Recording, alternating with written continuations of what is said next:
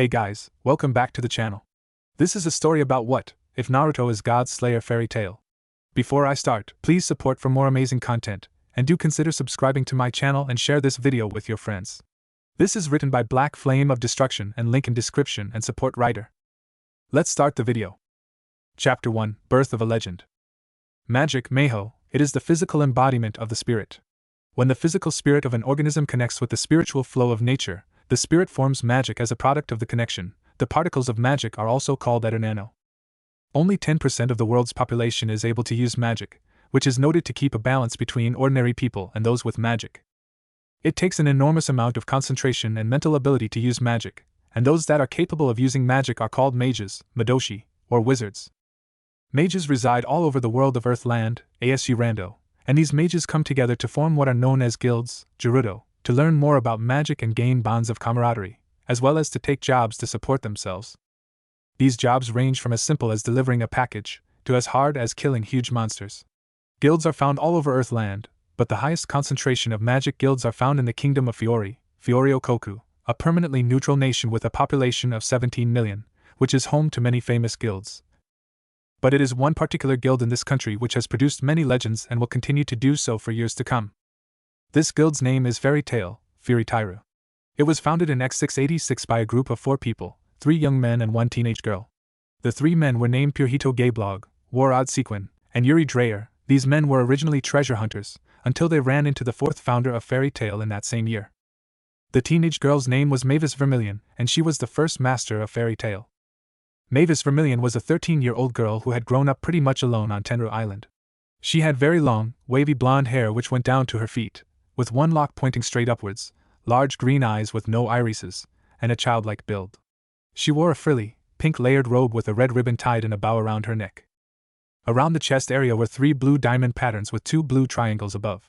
Each series of these was outlined in a hot pink. She wore wing-like adornments around her ears and small hoop earrings. She also seemed to prefer going barefoot. Mavis was only guild master for 10 years. At age 23 she passed away from a heart defect, never having fulfilled her dream of meeting fairies. However, during her time as the first master of Fairy Tale, she oversaw the creation of 3 incredible spells, which would come to be known as the 3 legendary fairy magics, Yosei Meho, Fairy Law, Fury Ro, Fairy Glitter, Fury Gurita, and Fairy Sphere, Fury Sophia. Before she passed away she handed the title of master over to her fellow founder and friend Purhito Gablog, making him the 2nd master of Fairy Tale. She was buried on Tenru Island, and the place was made a holy ground for the guild. Purhito was a young man of average height, with slick-back brown hair, and wore a high-colored black jacket, with huge shoulder pads all with blue/green accents, and a blue/green cape attached, black pants, and combat boots. Originally he had use of both of his eyes, but after an encounter with the Dark Guild that controlled Magnolia originally he lost his right eye and took to wearing an eye patch over that eye.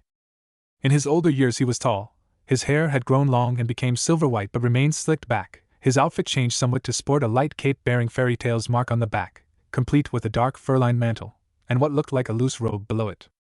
He also carried around a long staff, with its top shaped yet again like Fairy Tale's symbol, and he grew a long white beard. Purhito was master of Fairy Tale for at least 30 years. He oversaw the first increase in the guild's numbers, as well as its popularity. When he was ready to retire he handed the reins over to a man of 40, named Makarov. Warod Sequin was a tall and very well-built man. His head, somewhat rectangular in shape, was covered with messy black hair on its top. Warod dressed himself in a sleeveless top with green accents, with a belt and trousers as well as combat boots. Warod used a special kind of magic called green magic, Midori no Meho. Not much is known about what happened to Warod in his later years. However, what is known is that he became a member of the 10 Wizard Saints, a group of 10 of the most powerful mages in all of Fiori. Yuri Dreyer was a tall young man in his later teens, nearing his early 20s, with spiky blonde hair and dark eyes. He donned a dark-colored shirt, a jacket, and long pants, and combat boots.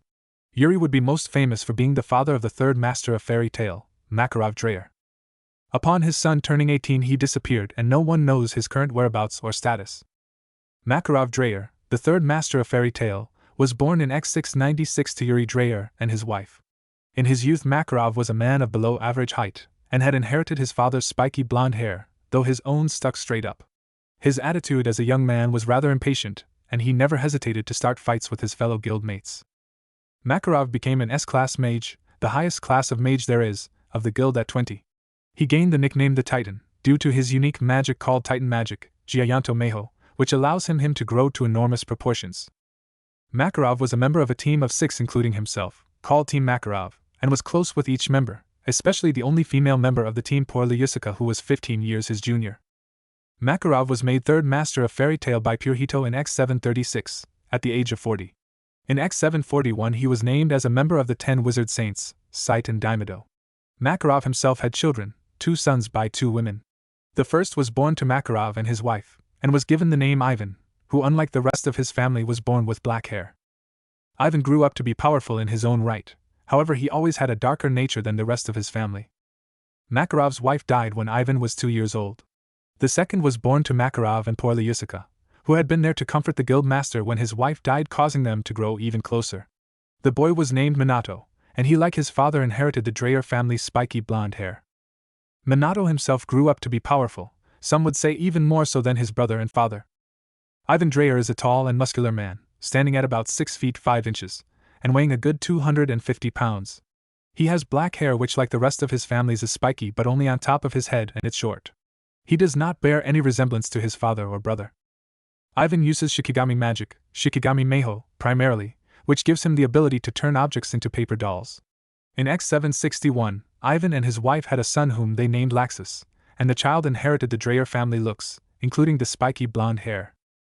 Minato Dreyer is tall himself, though shorter than his brother, standing at 6 feet 1 inch, and weighing 165 pounds, with a lean, athletic build, made more for speed. He, like every male in his family, except his brother, has spiky blonde hair, with 2 jaw-length bangs framing his face. Unlike the rest of his family though, he has bright blue eyes, which according to his mother was a recessive gene passed down by her, as her own father had blue eyes. Minato became an S-class mage, under his father's leadership, at the age of 16. At the time he was the youngest person ever to become S-class. Minato earned the name Fairy Tail's Yellow Flash due to his use of a combination teleportation magic, Shunken no Meho, and seal magic, Shiru Meho, which is so fast that all anyone can see before they're taken down is a flash of yellow light. The name of the spell that earned him this name is called Hiraishin, Flying Thunder God. He also is noted for his use of wind, Kaze Meho, and lightning magic, Kaminari ke Kakusha Meho, and his basic knowledge of fire, Hai no Meho, earth, Tsuchi Meho, and water magic, Mizu ke Kakusha Meho. He also created a magic which allowed him to form pure Eternano into any shape he wished. He named it Energy Make Magic, and Origi Maika Meho. When he was only 13 years old, Minato met and fell in love with the girl who would eventually become his wife. That girl's name was Kushina Uzumaki.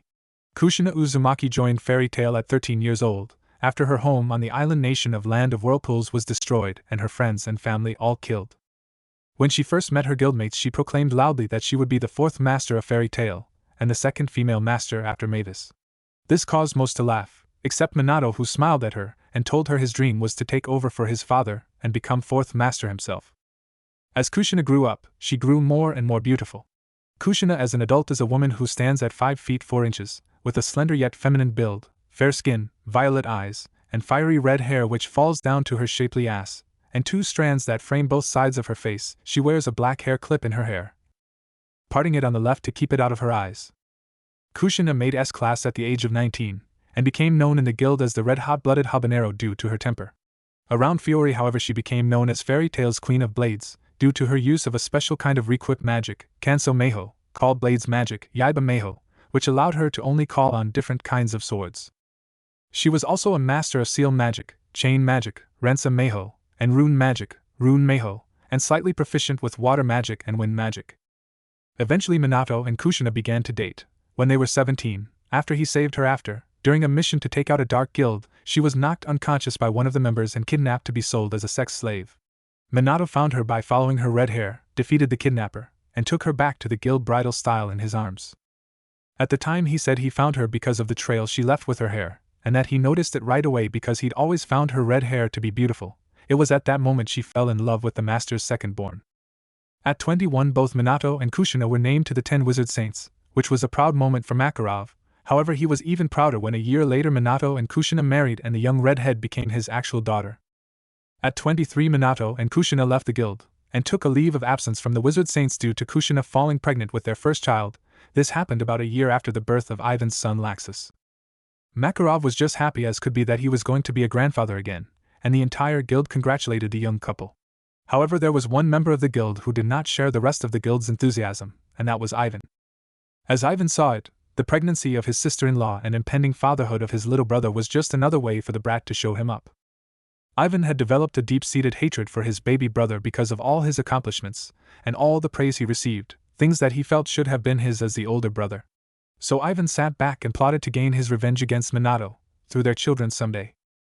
And so it was that Minato and Kushina moved to a town located on the border between Fiori and the woodland country of Bosco. The town they moved to was called Konoha. Konoha was a small town, with a population of only around 2,000, and of those 2,000 people, around 300 were mages. Konoha's leader is Hiruzen Sarutobi, a former wizard saint called the Professor for his extensive knowledge of magic, and good friend to Makarov, who welcomed the young couple with open arms. Hiruzen Sarutobi was an old man, 2 years older than Makarov. At 68, he was short but not as much as Makarov, still being over 5 feet tall, with spiky white hair that in his youth was brown, and a gray goatee. While he was famed for being a powerful mage himself and a wizard saint once, he was most famous for training 3 of the greatest mages alive today, Jiraiya Gama, Tsunade Senju, and Orochimaru Hibi. Jiraiya Gama is a man in his early 40s, with long, spiky white hair that's tied into a ponytail at the back that goes to his thighs. He is tall at 6 feet 4 inches and pretty muscular at 240 pounds. Jiraiya is known as the Toad Sage. He is a master of rune meho, ekriture, Akiriti Yuru, seal, fire, earth, and toad magic, Hikigara meho, and it is for the last that he has his title. Jiraiya is an author and a spy master, running the Rune Knight's spy unit. He is also a massive pervert, and the first time he met Kushina nearly lost his balls for making a perverted comment about her breasts. Tsunade Senju is a fair-skinned woman in her early 40s but looks 20s, with long blonde hair tied into 2 loose ponytails. She is 5 feet 3 inches and has very large breasts. She is regarded as one of the most beautiful women in all of Earthland. She is also the granddaughter of one of the mages who founded Konoha, Hashirama Senju, who himself was said to be godlike. Tsunade is known as both the legendary sucker for her gambling habits, and the world's greatest doctor for her healing magic, Chiyu Meho. She is an expert in fire, earth, lightning, and water magics, and a master of healing and slug magic, Namakuji Meho. Her healing prowess is so great that she is capable of healing wounds that most other doctors would say are untreatable. She used to head the medical unit of the Rune Knights, but she quit after the death of her lover Dan Kato, which she was unable to stop, and now wanders the world with her apprentice and Dan's niece Shizen Kato. Orochimaru Hibi is a pale-skinned man in his 40s, with long, straight black hair. He has slitted golden eyes with purple markings around the sockets, and elongated teeth which makes him look like a snake. He's average height, only 5 feet 8 inches, and weighs 145 pounds. He is called the Mad Scientist, because of his thirst for knowledge of every single spell in the world, and the unethical experiments he engaged in as a member of the Rune Knights. Orochimaru is adept at all elemental magics. Sairei Meho, he is an expert in seal and rune magics, and he has been accredited with creating what is known as curse seal magic, Noroi Shiru Meho. He is also a master of snake magic, Hibi no Meho. He was once the head of the Bureau of Magical Development. However, he was caught doing unethical experiments on children and young adults in an effort to attain immortality, and was chased out by the Rune Knights and replaced by a man named Brain. He has been said to have become a dark mage, Yami Midoshi, and founded the new dark guild, Yami Gerudo, called Hidden Sound, Otogekure. However, no one has been able to substantiate these rumors. The Dreyers lived peacefully in Konoha, made many friends, including with the heads of 4 branches of the Rune Knights, those being Shikaku Nara, head of the intelligence unit, and Noichi Yamanaka, head of the interrogation unit, Choza Akimichi, head of the combat unit, and Haishi Hyuga, head of the tracking unit, and their wives. Also, during Kushina's pregnancy, Minato took on 3 teenagers as pseudo-students, teaching them how to better utilize their magic power, and giving them pointers on their respective magics. Those 3 were named Kakashi Hataki, son of the infamous former wizard saint the White Fang Sakumo Hataki, Obito Uchiha, an outcast of Konoha's Uchiha clan, and Rin Noera, who came from an offshoot of the Inuzuka clan of Konoha. Kakashi was the one closest to Minato of the 3, because Kakashi specialized in lightning magic, which was one of the blonde's specialties. The boy adopted the Dreyers as parents, and saw them as the mother and father he never had, as his mother died at his birth and his father committed suicide when he was 5. Then it happened. On October 10, X763, Kushina went into labor. It took 6 hours, but after much screaming, pushing, and breaking of Minato's hand, they finally had their child, and it was a son. The baby was born with a full head of the Dreyer blonde hair, though not yet spiky, and his father's bright blue eyes. However, the most unique feature of the child was the 3 whisker-like birth marks on each of his cheeks, which made him look even more adorable in his mother's opinion. The day after the birth, Minato contacted his father to let him know he had another grandson, and the old man was ecstatic. When he asked what the boy's name was, Minato told him they named him Naruto, Naruto Uzumaki Drayer. The old man knew instantly that they had named him with the maelstrom meaning of that name, and told his son it was a strong name, and that he had no doubt that Naruto would be a powerful mage in the future, then said he'd be in Konoha in a couple of days. A few days later Makarov was as good as his word, however he brought along 2-year-old Laxus, as Ivan was away on an S-class job. The first time the little blonde saw his baby cousin he took to him right away, and warmed both Minato and Makarov's hearts, and filled them with hope that the two cousins would be closer than Minato and Ivan were. The whole time he was in Konoha, Makarov spoiled his new grandson, and spent time drinking and talking about the old days with Sarutobi. When the man and Laxus left finally, everyone was in good spirits, and Minato said that he and Kushina would be coming back to the guild 2 weeks after Naruto's first birthday, and that they would stay in contact. And for that first year, everything was great. Naruto grew well, and even made friends with the infant children of the Nara, Yamanaka, Akimichi, and even the Haruno, a civilian family. On his first birthday Naruto had a huge party, with guests that included his father's students, old man Sarutobi and his 2 boys, his sometimes babysitter Kurinai Yuhi, his grandfather Makarov and 3-year-old cousin Laxus, and especially his little friends his age. Shikamaru Nara, the son of Shikaka and Yoshino Nara, who greatly resembled his own father and was just as lazy, is heir to the Nara clan. He has black hair which is actually tied into a little spiky high ponytail like most men in his family. The Nara clan are known throughout Earthland for 2 things.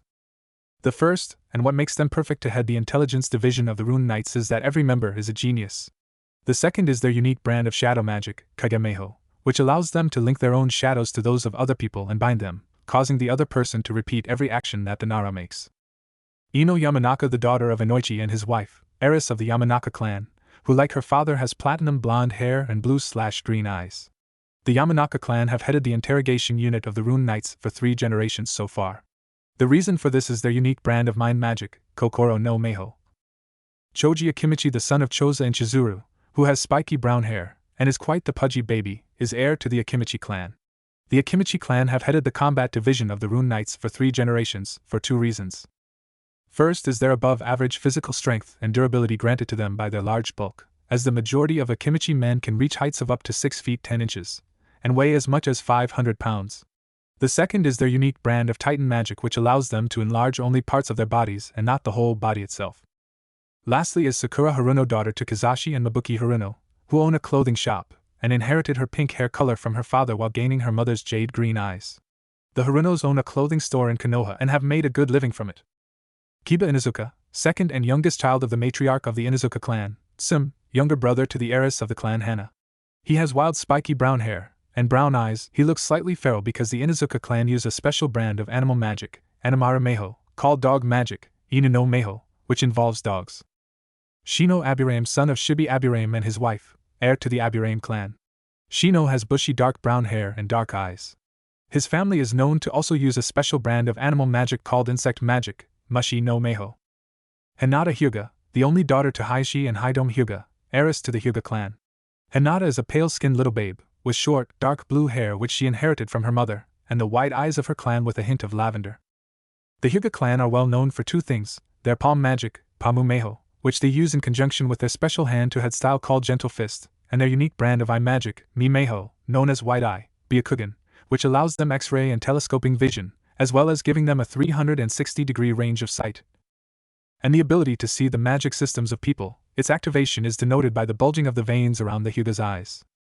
Lastly is Sasuke Uchiha, the second son of Fugaka and Mikoto Uchiha, the heads of the Uchiha clan, and younger brother to the heir of the clan Itachi Uchiha. Sasuke is a baby with black eyes, and chin-length black hair which is spiky in the back and looks like a duck's ass. The Uchiha clan are also known for 2 things, their mastery of fire magic and their own unique eye magic called Copy Wheel Eye, Sharingan, which is denoted by the iris becoming red in color, with any number of black tone markings from 1 to 3 around the pupil. The party was a huge success, with Naruto gaining many presents, and all the children playing together, and getting filthy as children do. When it was all said and done, everyone headed back to their homes within the village, as Makarov and Laxus returned to Magnolia, with the old man saying he looks forward to seeing them in 2 weeks. However, what no one knew is that tragedy would strike and the world would lose 2 great mages for nearly 10 years, while their son would go missing for 13 years. Border between Fiori and Bosco. Konoha. October 13th, X764, nighttime. It is a peaceful night in the town of Konoha just like any other. The weather is fair, and the people are going about their usual nightly routines, most shutting up shop to return home for the evening. Families are having dinner, and settling in for a quiet and restful night, including the Dreyer family. However, that peace is not to last, as tonight is a night that will change the fates of everyone in Konoha, but especially that of Naruto Uzumaki Dreyer. The hour is close to 11 p.m., and Hiruzen Sarutobi sits in his office still, finishing going over all the paperwork associated with being the leader of Konoha. He looks out the window to his office and frowns. For a while now he has had a feeling of foreboding, however he cannot for the life of him figure out why. As he finishes the last piece of paperwork for the night, his foreboding feeling is proven correct when suddenly he and the rest of the town hear an incredibly loud roar from the sky. Hiruzen rushes out of his office to the roof, and as he looks up to find the source of the roar, and when he gazes at the night sky he sees it. In the air, quickly descending towards Konoha, is a creature of legend, a dragon. From what he can see in the dark and at the distance it is from the town, the great beast is yellow in color, and its body appears to be covered in lighting. The old man springs into action, flaring his magic, which has the effect of bringing to him every available mage in the town. Every one of them has grim, yet determined looks on their faces, as Hiruzen addresses them. Listen up everyone, tonight may very well be the final night Konoha has, however I do not want you to despair, we shall fight to our dying breath to make sure the innocent get to safety. Now all mages ages 13 to 20, all of you gather up the civilians and get them to safety. Do not under any circumstances come back here to fight the beast. Clan leaders, see to your families. That is more important than fighting a monster. The rest of you are with me. We'll show this beast why you don't mess with Konoha. They all roar in approval of this, as they break off into 3 groups, one to gather the civilians made of young mages like Kakashi, Obito, and Rin. A second made of the clan heads who head to their homes to gather their wives and children. The last group launches themselves off the top of Hiruzen's office heading right for the dragon, which has just landed in the center of town, crushing many shops and homes in the process. Sarutobi gathers his magic and slams his right hand on the ground, calling out Monkey Magic, Monkey King, Enma, Saru no Meho, Enku, Enma, as a dark green magic seal appears, and out of the seal comes an old monkey whose body and tail is covered in white fur which protrude from his sleeves and pants. He has long unkempt white hair that reaches to his back and long sideburns and a goatee. He wears a black suit with mesh armor underneath, over which he wears a sleeveless kimono shirt with white fur trimmings, and markings reminiscent of tiger stripes on it, which is held closed by a red sash. This is the king of monkey summons Enma. The Monkey King looks around, quickly noticing the dragon, turns to his old friend and partner with a serious look. Let me guess, Konoha is under attack by that dragon, and like an old fool you're going to meet it head on. I take it you summoned me to fight alongside you. Sarutobi nods at this as he continues, fine, then if we die at least we die together. Transformation Magic, Adamantine Staff, Henshin Meho, Kongonia, as a glowing yellow magic circle appears beneath him, and quickly he takes on the form of large, long black bow staff, with caps at each end, and is as hard as diamond. Hiruzen takes hold of his transformed partner before joining the others already fighting, and being beaten back by the dragon. As he gets within range of the enormous beast, he thrusts the staff forward, causing it to extend, and hits the beast square in the chest, which dents its scales in that area, as well as pushes it back so that it is now outside of the walls of Konoha. Bringing the staff back to regular length, he rushes outside the walls to continue the fight, with others following him. The dragon meanwhile is shocked that a human weapon was able to harm him, and even push him back, as no human-made weapon should be able to do that. What's more is he sensed both magic and life from the staff, which he quickly deduces means that the weapon must be one of those deplorable summon animals. Which only angers him more, as he is the great Bronton the Thunder Dragon, Sandaryu, and he will not be made a fool of by a pseudo-demon who lowers himself to working with filthy humans. As he releases another mighty roar and prepares to kill and eat all the humans nearing him. As Hiruzen leads his forces against the great dragon, he can't help but to think to himself, if only Jiraiya and Tsunade were here, then we might actually have a decent chance of beating the beast. Jiraiya's collaborations with his toads as well as the acid of Tsunade's slugs would cause serious damage to it, and may even cause it to retreat. Alas, Jiraiya is off spying on dark guilds and other countries, and Tsunade is Ishval knows where, probably some casino gambling her family's fortune away. He steels his nerves, choosing not to dwell on what-ifs, as he notices the dragon open its maw, and blue-colored lightning start gathering in its mouth, and he realizes what it's doing as he quickly yells out breath attack. Scatter! And he gives the order not a second too soon, as soon as the attack team scatters to the winds, Bronton releases his Thunder Dragon's roar, Sanda Ryu no Hoko.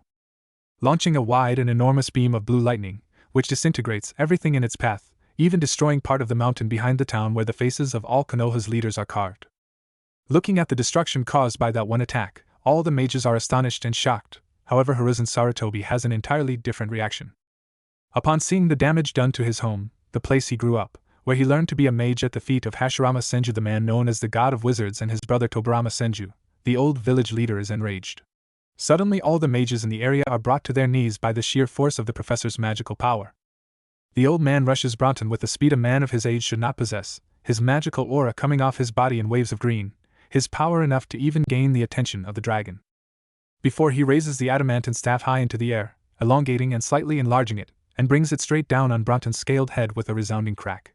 The diamond-hard weapon having enough power and force to crack the scales on the head, drawing blood, as well as knocking the great beast flat to the ground on his face. Bronton lets out a slight groan of pain, not believing that the old human actually managed to bring him down and draw blood. However, that quickly turns to rage as he stands back to his full height. "Filthy human! How dare you draw the blood of the great Bronton? I'm going to eat you whole and then destroy your precious town." Roar. Hiruzen doesn't respond to this verbally. Instead, he makes seal with his left hand, causing a brown magic seal to appear on the ground between him and Bronton. Earth magic, earth flow river, Tsuchimeho, Doria Taiga, as the ground turns to a river of mud and slides under the dragon's feet, causing him to lose his footing. Sarutobi changes the seal his hand is in, and another brown magic seal appears in front of the old man, as the mud raises up and takes the shape of a dragon's head. Earth magic, earth dragon bullet, Tsuchimeho, Doryuden. As the mud dragon opens its maw and fires off large, hard spheres of mud. Before they reach Bronton, the old man changes his hand seal again and a red magic circle appears as he takes a breath and breathes out a red-hot flame fire magic, fire dragon bullet, hi. No Meho, Karyuden, lighting the mud bullets on fire and turning them to bullets of magma as the old man finishes off saying collaboration magic, lava dragon bullets, Koroborshan Meho, Yoganryuden. The projectiles of liquid hot rock hit Bronton along his left side, the heat such that it manages to melt many of his scales, and cause superficial burns on the skin underneath. However, the dragon's healing factor quickly takes care of the problem, and scales fix themselves as he turns and swipes at Sarutobi with his right hand. The old man manages to get out of the way, however his left side is nicked by part of one of the dragon's claws. Hiruzen yelps in pain when he lands, quickly grabbing his side. This causes Enma's eye and mouth to appear on the staff. "Hiruzen, are you injured?" The old man nods his head in answer. "How bad is it?" Sarutobi takes his hand from his side and looks down to see it completely covered in blood and winces. "It looks pretty bad, old friend. But I can still fight." His attention is quickly brought back to the problem at hand, as the other mages, bolstered by his success, had begun attacking the great beast. However, no matter what spells they use, they can't harm Bronton. For their troubles, they're being swatted around and crushed like bugs by the dragon. He prepares to re-enter the fight, calling up his magic again. However, before he can do anything, he sees a flash of yellow and hears a shout of energy make, "Big ball Rasengan, Energy." Maiku, Odama Rasengan, as a large ball of swirling blue magic energy crashes into Bronton's chest, sending him skidding back 30 feet and leaving a swirl-like bruise on his chest. That's when he sees the forms of Minato Dreyer and Kushina Uzumaki Dreyer standing there right in front of him, and in Kushina's arms is their 1-year-old son. The blonde-haired man turns to the elder mage with a serious look on his face which reminds him of his father, before he's addressed by the younger man. "Sarutobi-sama, leave this to us. We have only one request of you, take our son to safety. We've contacted my father, and he will meet you in the nearest town in Fiori to here." He is then handed the blonde-haired baby by Kushina. The old man is shocked by these actions, but quickly gets his wits back and tries to hand the child back to the redhead. "You cannot be serious, Minato, Kushina. Please take Naruto back, and the three of you get to safety. I'm old, and have lived a long and fruitful life. Besides, I'm going to die anyway, my injury is mortal. Take Naruto and go to Fairy Tail. I will hold back the beast with what strength I have left." Kushina shakes her head at this, as she places her hand on the old man's left side and it glows green, as he feels his wound stitched together slightly, before the light fades away. "That's all I can do to help you, old man. I was never really good at healing, and only picked up a few things from Mother Poorly Yusuka. Any strenuous movement will cause it to open again. We need you to take Naruto and go, because if we run away now, when the people we've grown close to over the last 3 years need us most, then we would never be able to show our faces to Fairy Tail, or call ourselves wizard saints." Hiruzen is taken aback by the passion he sees in Kushina's eyes at that statement, as he unconsciously holds Naruto tightly to himself. A loud roar brings all their attention back to the dragon, as Minato gives his wife a look, and instantly she knows what he's saying without words. She steps forward and extends her right hand as a glowing golden seal appears beneath Bronton, as she intones chain magic, "Holy chains, Rensa Meho, Horichin," as multiple golden chains erupt from the seal and wrap around the dragon, before pulling tight and forcing him to the ground. Minato turns to the old man and his son, as he rubs the child's cheek with his finger, and then places a kiss down upon the babe's head. I hope that someday you can forgive us for not being there for you, Naruto. I have no doubt that your grandfather will raise you to the best of his abilities, and that you will grow up strong. You're going to be compared to your mother and I a lot as you grow as a mage, but don't ever let that bring you down. Use it as motivation to become stronger and to prove that you are not the son of Minato Dreyer and Kushina Uzumaki Dreyer, but that you are Naruto Uzumaki Dreyer and you are your own man. As that is what I did to step out of the shadow of my own father. Sarutobi-sama, please take good care of my boy, make sure he arrives safely to my father's hands. The old man nods at this, as the reed head comes back over, and the blonde uses Hiraishin to flash in front of Bronten and summons a dull green magic seal, sending out a blast of wind magic, which cuts into the beast's face as it continues to try to break the chains. Kushina does similar to her husband, as she moves aside the hair on Naruto's forehead, but she kisses his whiskered cheeks and smiles down at him with only the affection a mother could have. My precious little Naruchan. You'll never know just how much your father and I love you, and you may hate us for a time, but when you have children you'll understand our decision. All I want you to do is to eat right, grow tall like your daddy, make sure you study your magic real good, and train as hard as you can. When you're old enough, find a girl like your mommy, fall in love, and have lots of children. Above all else, live your life to the fullest every day, and always follow your ideas of wrong and right, no matter what anyone may say. We love you, Naruto. She gives him one final kiss, then nods to Sarutobi to let him know to take him away now. The old man looks sadly at the young mother, but does as asked. However, before he leaves he has one more thing to say. Kushina, it has been an honor and a privilege to have you and Minato in Konoha, and to get to know you both. I promise you that I will do my best to make sure Naruto gets to Maki. But do this old man one favor? Try to come out of this confrontation alive. I do not want Naruto to be an orphan, and I do not wish Maki to feel the loss of a son and daughter.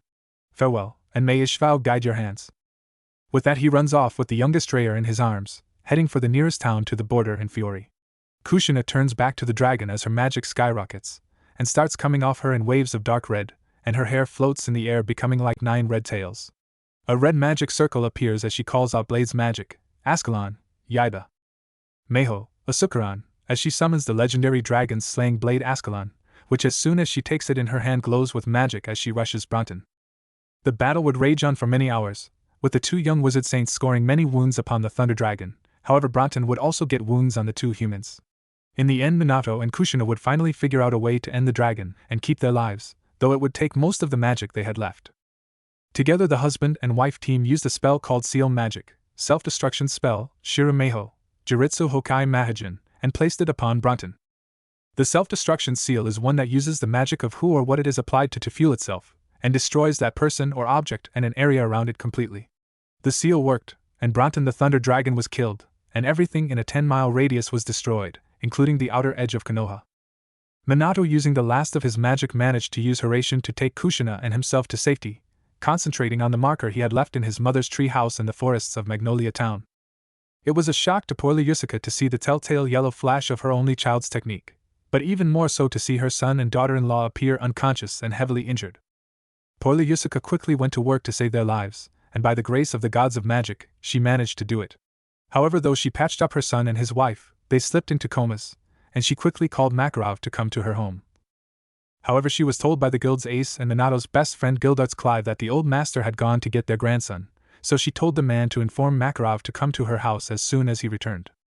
However, for Makarov Dreyer, he would believe his son and daughter-in-law dead, and would feel the loss much more deeply, as in his mind he not only would lose his youngest son and daughter-in-law, but also his grandson.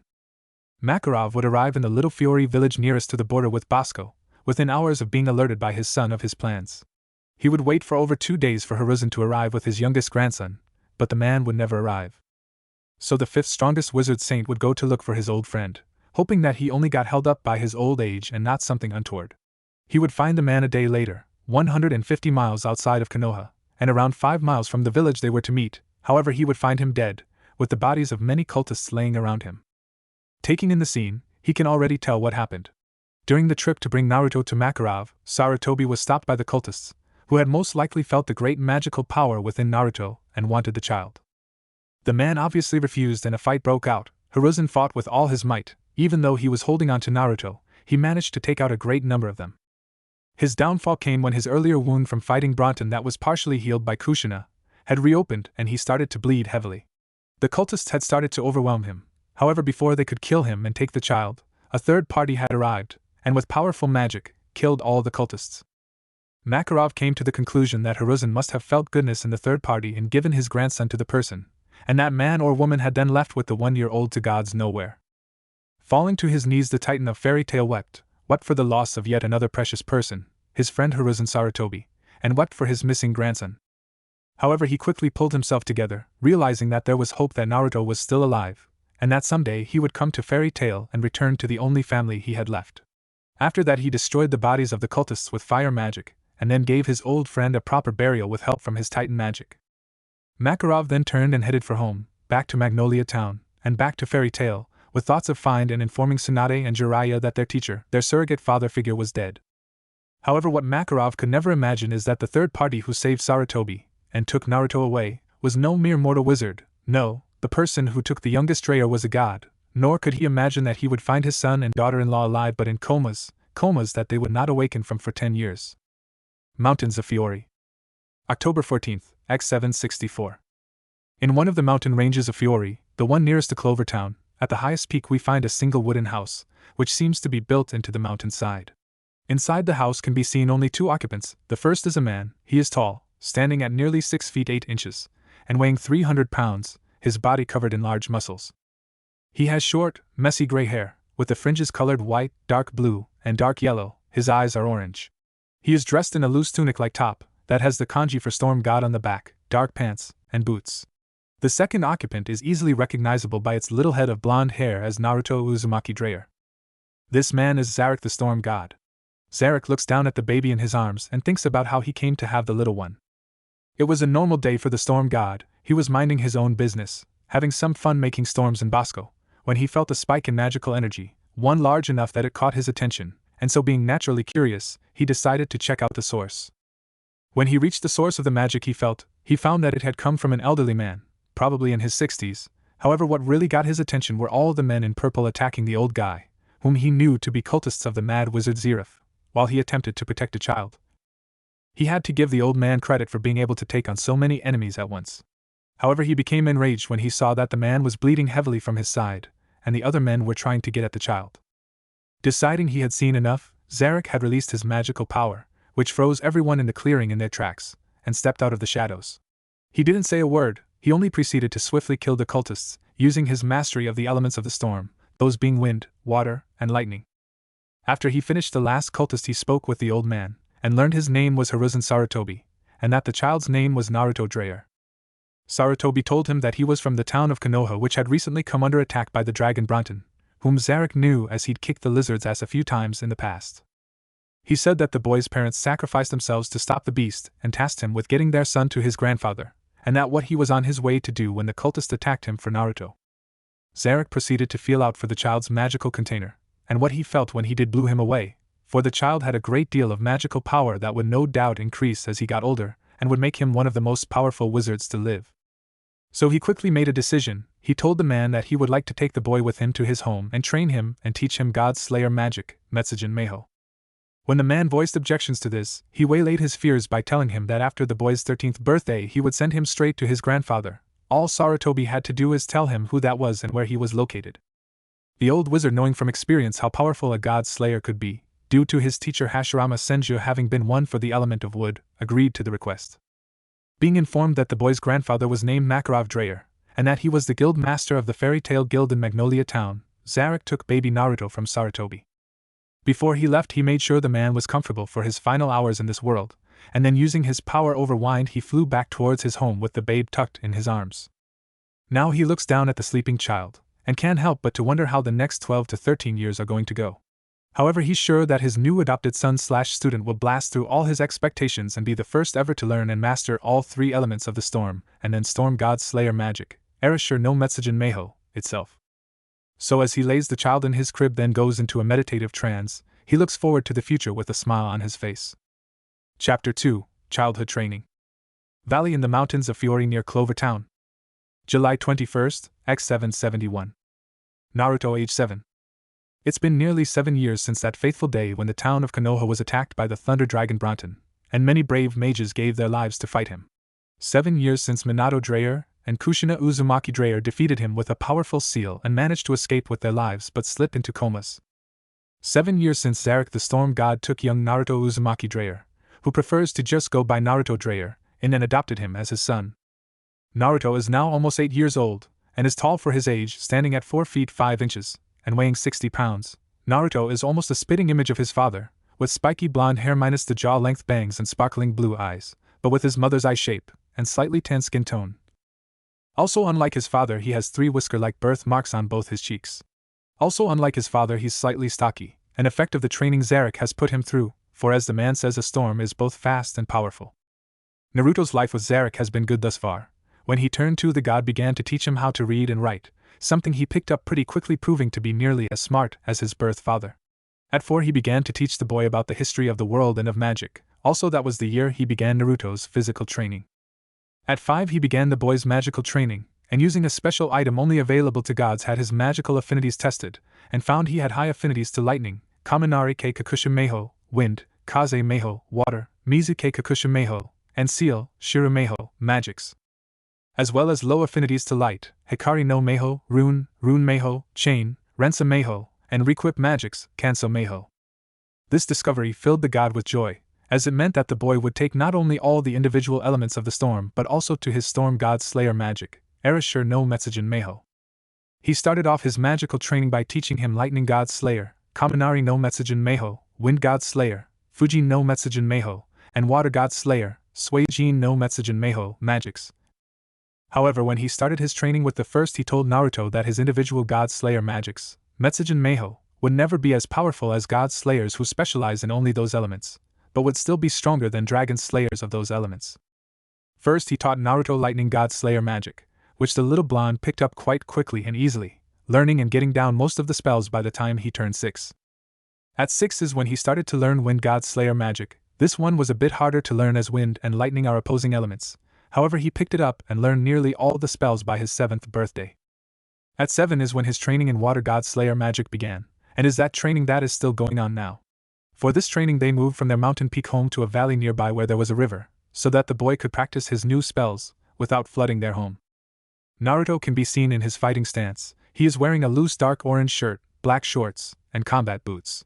Taking deep breaths he prepares to go through all the water god slayer spells that he's learned thus far, with Zarek acting as his sparring partner. The little blonde calls up his magic and suddenly explodes into action, rushing at his teacher/father with the speed of a boy twice his age. He cocks his fist back as a dark blue magic circle appears in front of him. He then brings his fist forward with a call of water god's ocean fist, Suijin no Ashinteken, as a large fist of black water come out of the seal and head straight for Zarek. However, the god is prepared for this as he cocks his fist back and then brings it forward and directly hits the fist of water, dispersing it. When he looks forward for Naruto, the boy is missing, however he quickly senses him above him, as the boy is coming down at him with his right foot encased in black water. The boy goes for a falling axe kick while intoning water god's wave kick, Suijin no Nami Kiku, as he brings his water encased foot down upon the god's left forearm. However, the man doesn't even budge an inch and instead grabs him by that foot and throws him away. Naruto lands on his feet before he turns and summons a magic seal to his hand, and in an instant water appears forming into a black liquid trident, as he rushes the god again, naming his newest attack water god's trident, Suijin no Toradento, as he attempts to stab the large man with it. However, Zarek dodges all his strikes, and even kicks him in the stomach, sending him flying back into the river, but before he hits the river he tosses the trident at the god, who just sidesteps it. The blonde quickly surfaces from the water of the river, hops out, and decides to finish the spar with his last spell, the first god slayer spell he's learned for each element. He takes a deep breath, drawing in all water in the area to his mouth, before a large magic seal appears in front of him and he thunders out water god's bellow, Suijin no Dogo, as he releases a massive amount of black water in the form of a crushing wave, which washes away all in its path, felling trees and crushing rocks. However, as it reaches Zarek, the man opens his mouth and swallows the entire wave. The god pats his belly. As he nods his head in approval, he looks at Naruto to find the blonde flat on his back, sweat pouring down his body, and breathing heavy, exhausted magically. He walks up the boy to hear him complaining about slave-driving gods and laughs, ha ha ha ha ha. Well, Naruto, you've done well thus far. Though you've only learned 4 water god slayer spells, you've trained them to an acceptable level. Next week I'll start you on the next few spells. In the meantime, continue training as you have been, and don't think I haven't noticed you practicing with the regular versions of the elements. Keep up the good work. As he puts out his hand for the boy to take, the blonde smiles at the god for his praise and takes the pro-offered hand. Thanks, Zarek-san. I do my best so when I finally leave you I'll be strong enough to handle anything. But I've been meaning to ask you if you have any books on seal and rune magic? Zarek cocks his head at this, as he places his hand to his chin in thought. He knows he has books on many types of magic because when you live for eternity there's not much to do besides collect knowledge, but he tries to recall if he has books on those two magics.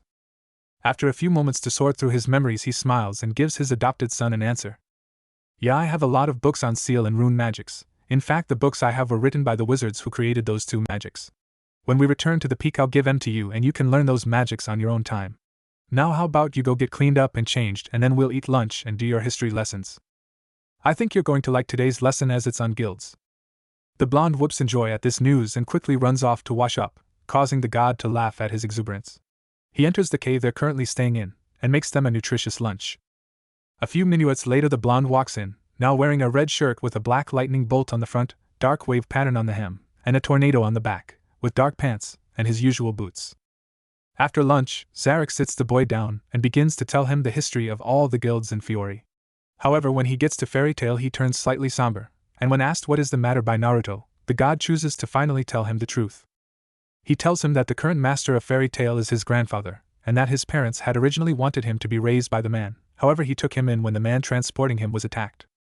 At first the child was upset at this, yelling about how he'd effectively kidnapped him from his family. But after realizing that the god had raised him with love and compassion, and had even taught him a powerful form of magic, he settled down and said it was okay.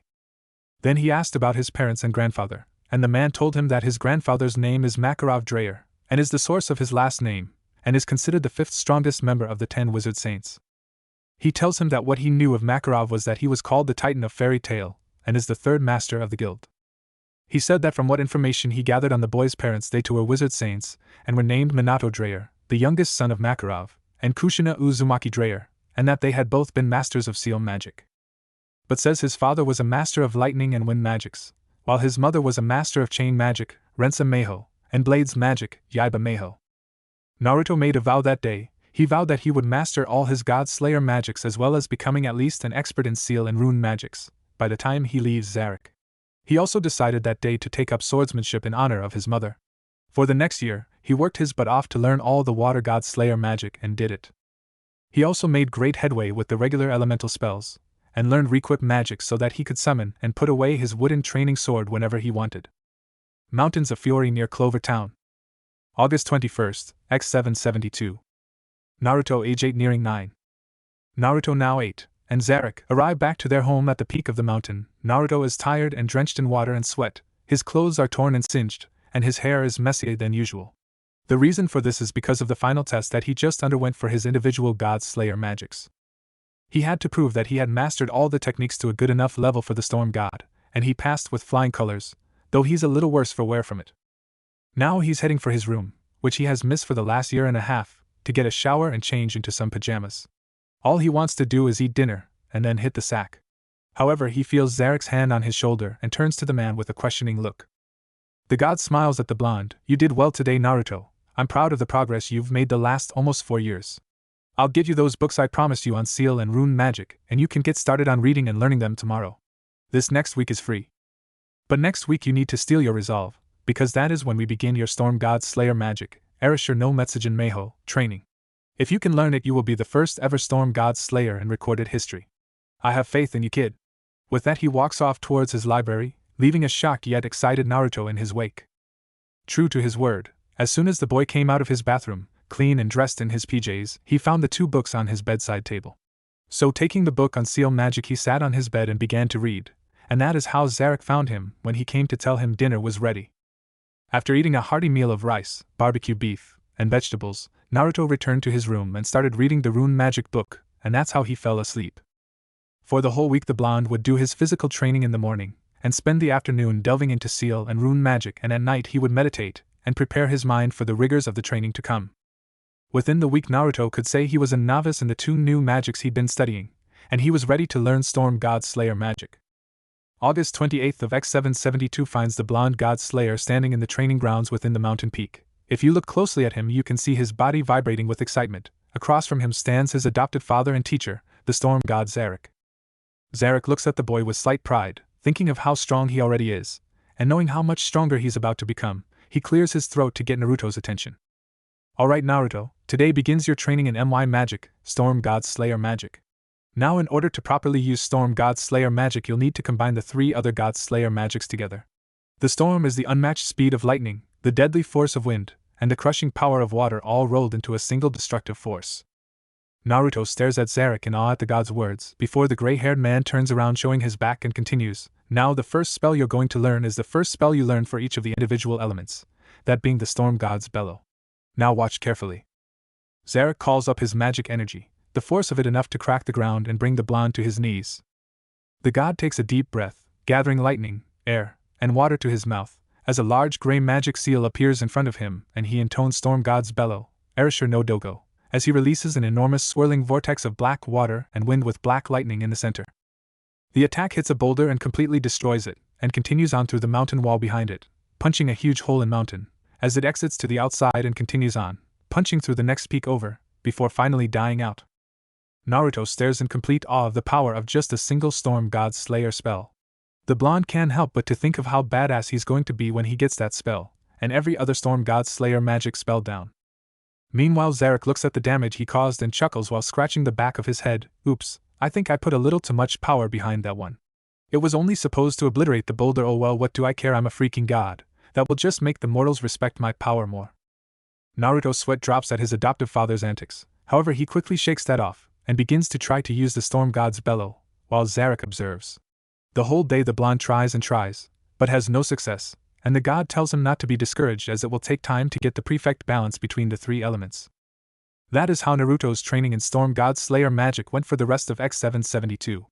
On his 9th birthday he received a gift of a magic pen to use when writing his seal and rune magics.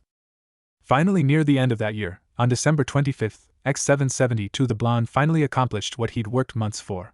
Standing in the training ground, he takes a huge breath, drawing in lightning, water, and wind. A gray magic seal appears in front of him as he yells out Storm God's bellow, and releases a vortex of black wind and water. However, his black lightning isn't inside the vortex, it's circling around the outside of it.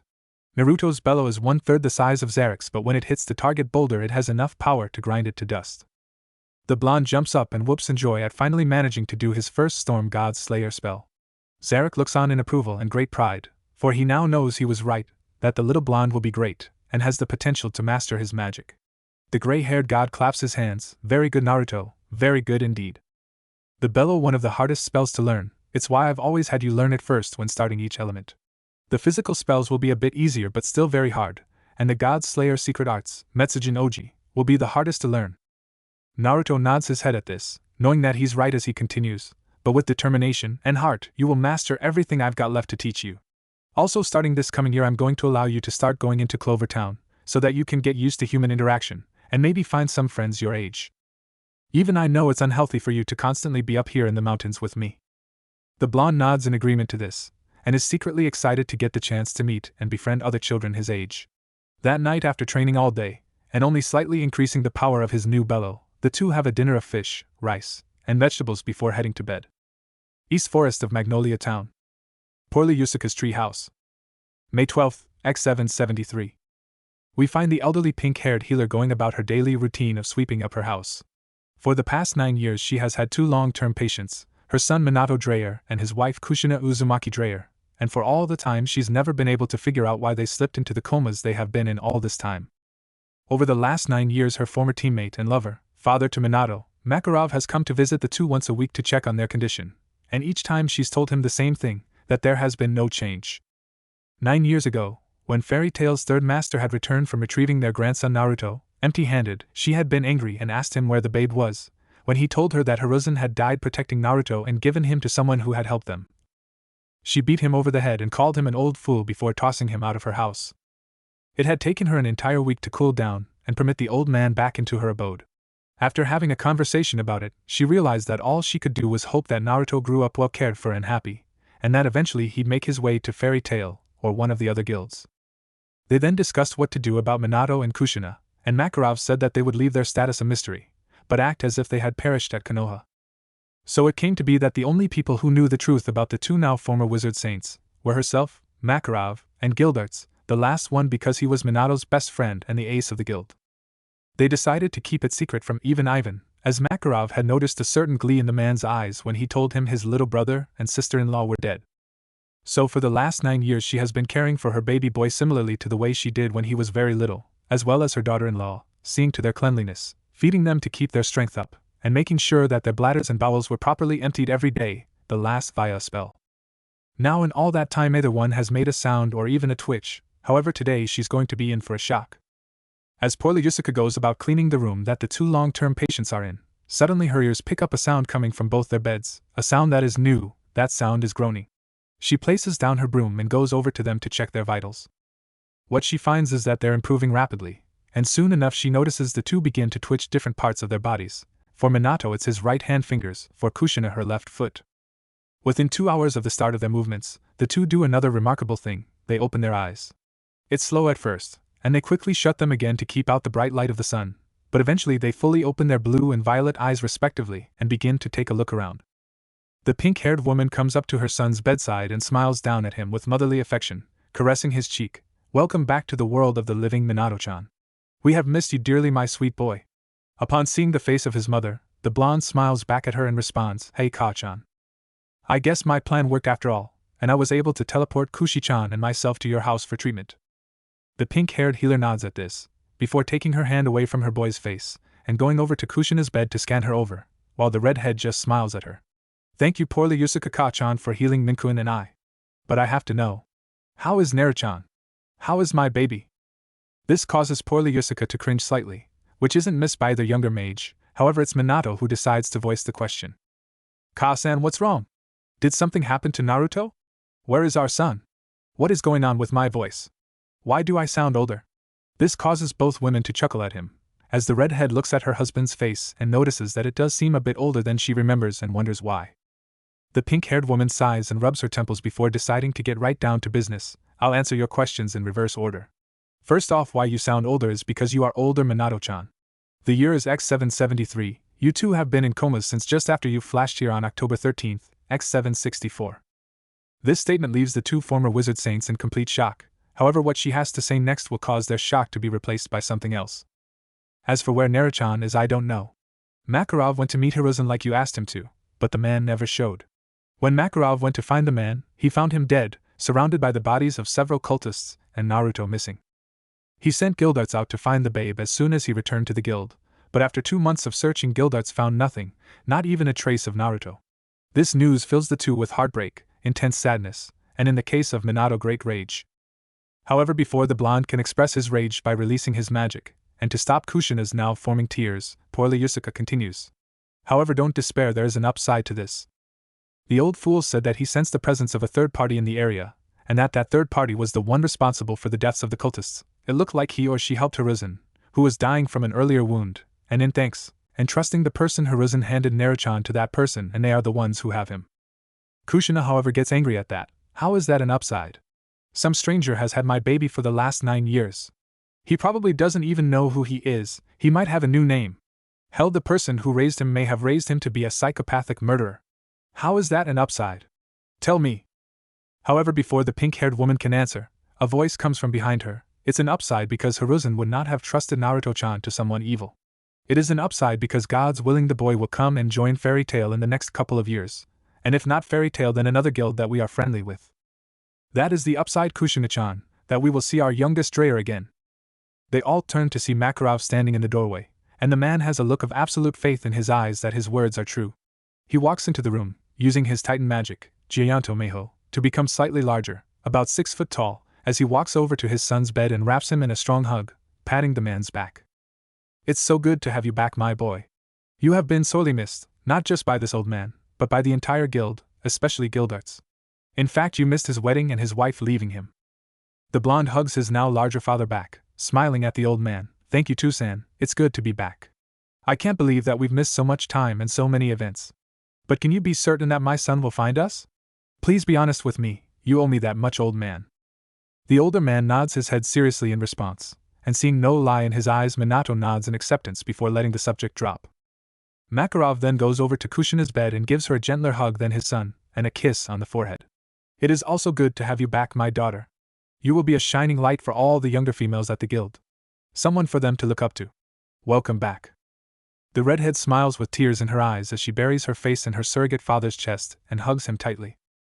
They are all brought back to the here and now as poorly Yusuka clears her throat, gaining all their attention. While it's all well and good that they are awake again, there are still many checkups to be made.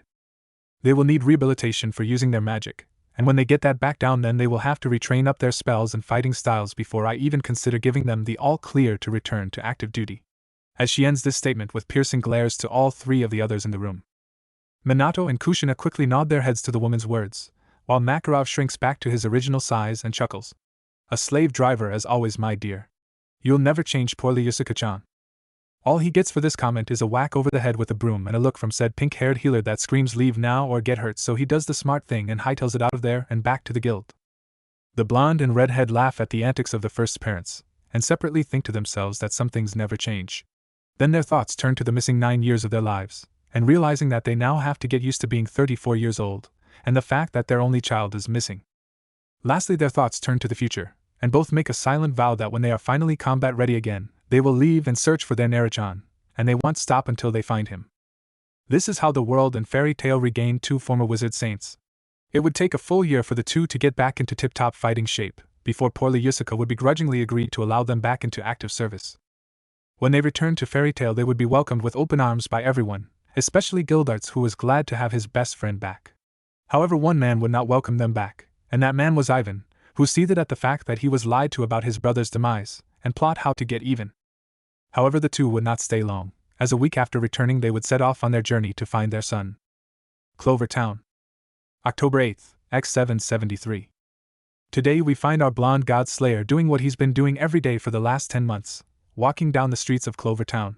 He is making his way to a little shop called the Ichiraku Ramen. It is a place he first discovered on his first trip into Clover Town in January.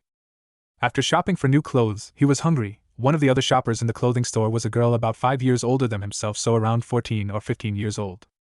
The girl's name was Ayam Ichiraku, and she said she and her father ran the best ramen restaurant in all of Fiori, so never having had ramen before and being hungry, Naruto followed her to her family's shop, and boy was he glad he did now. The first time he tasted the delicious ramen made by Ayam's father Tucci, he instantly fell in love with the stuff and has been getting multiple bowls of it once every month. Ayam turned out to be Naruto's first ever friend as well. Knowing Ayam has led the blonde to meeting and getting to know other children his age. Among those children he's met and befriended are Shikamaru Nara, who is tall for his age and kind of skinny, also very smart but lazy. Choji Akimichi, who is chubby and average height for a 10-year-old, but he's laid back and can always be found with a bag of chips in his hand. However, he hasn't only made friends with boys, he also has 2 more female friends.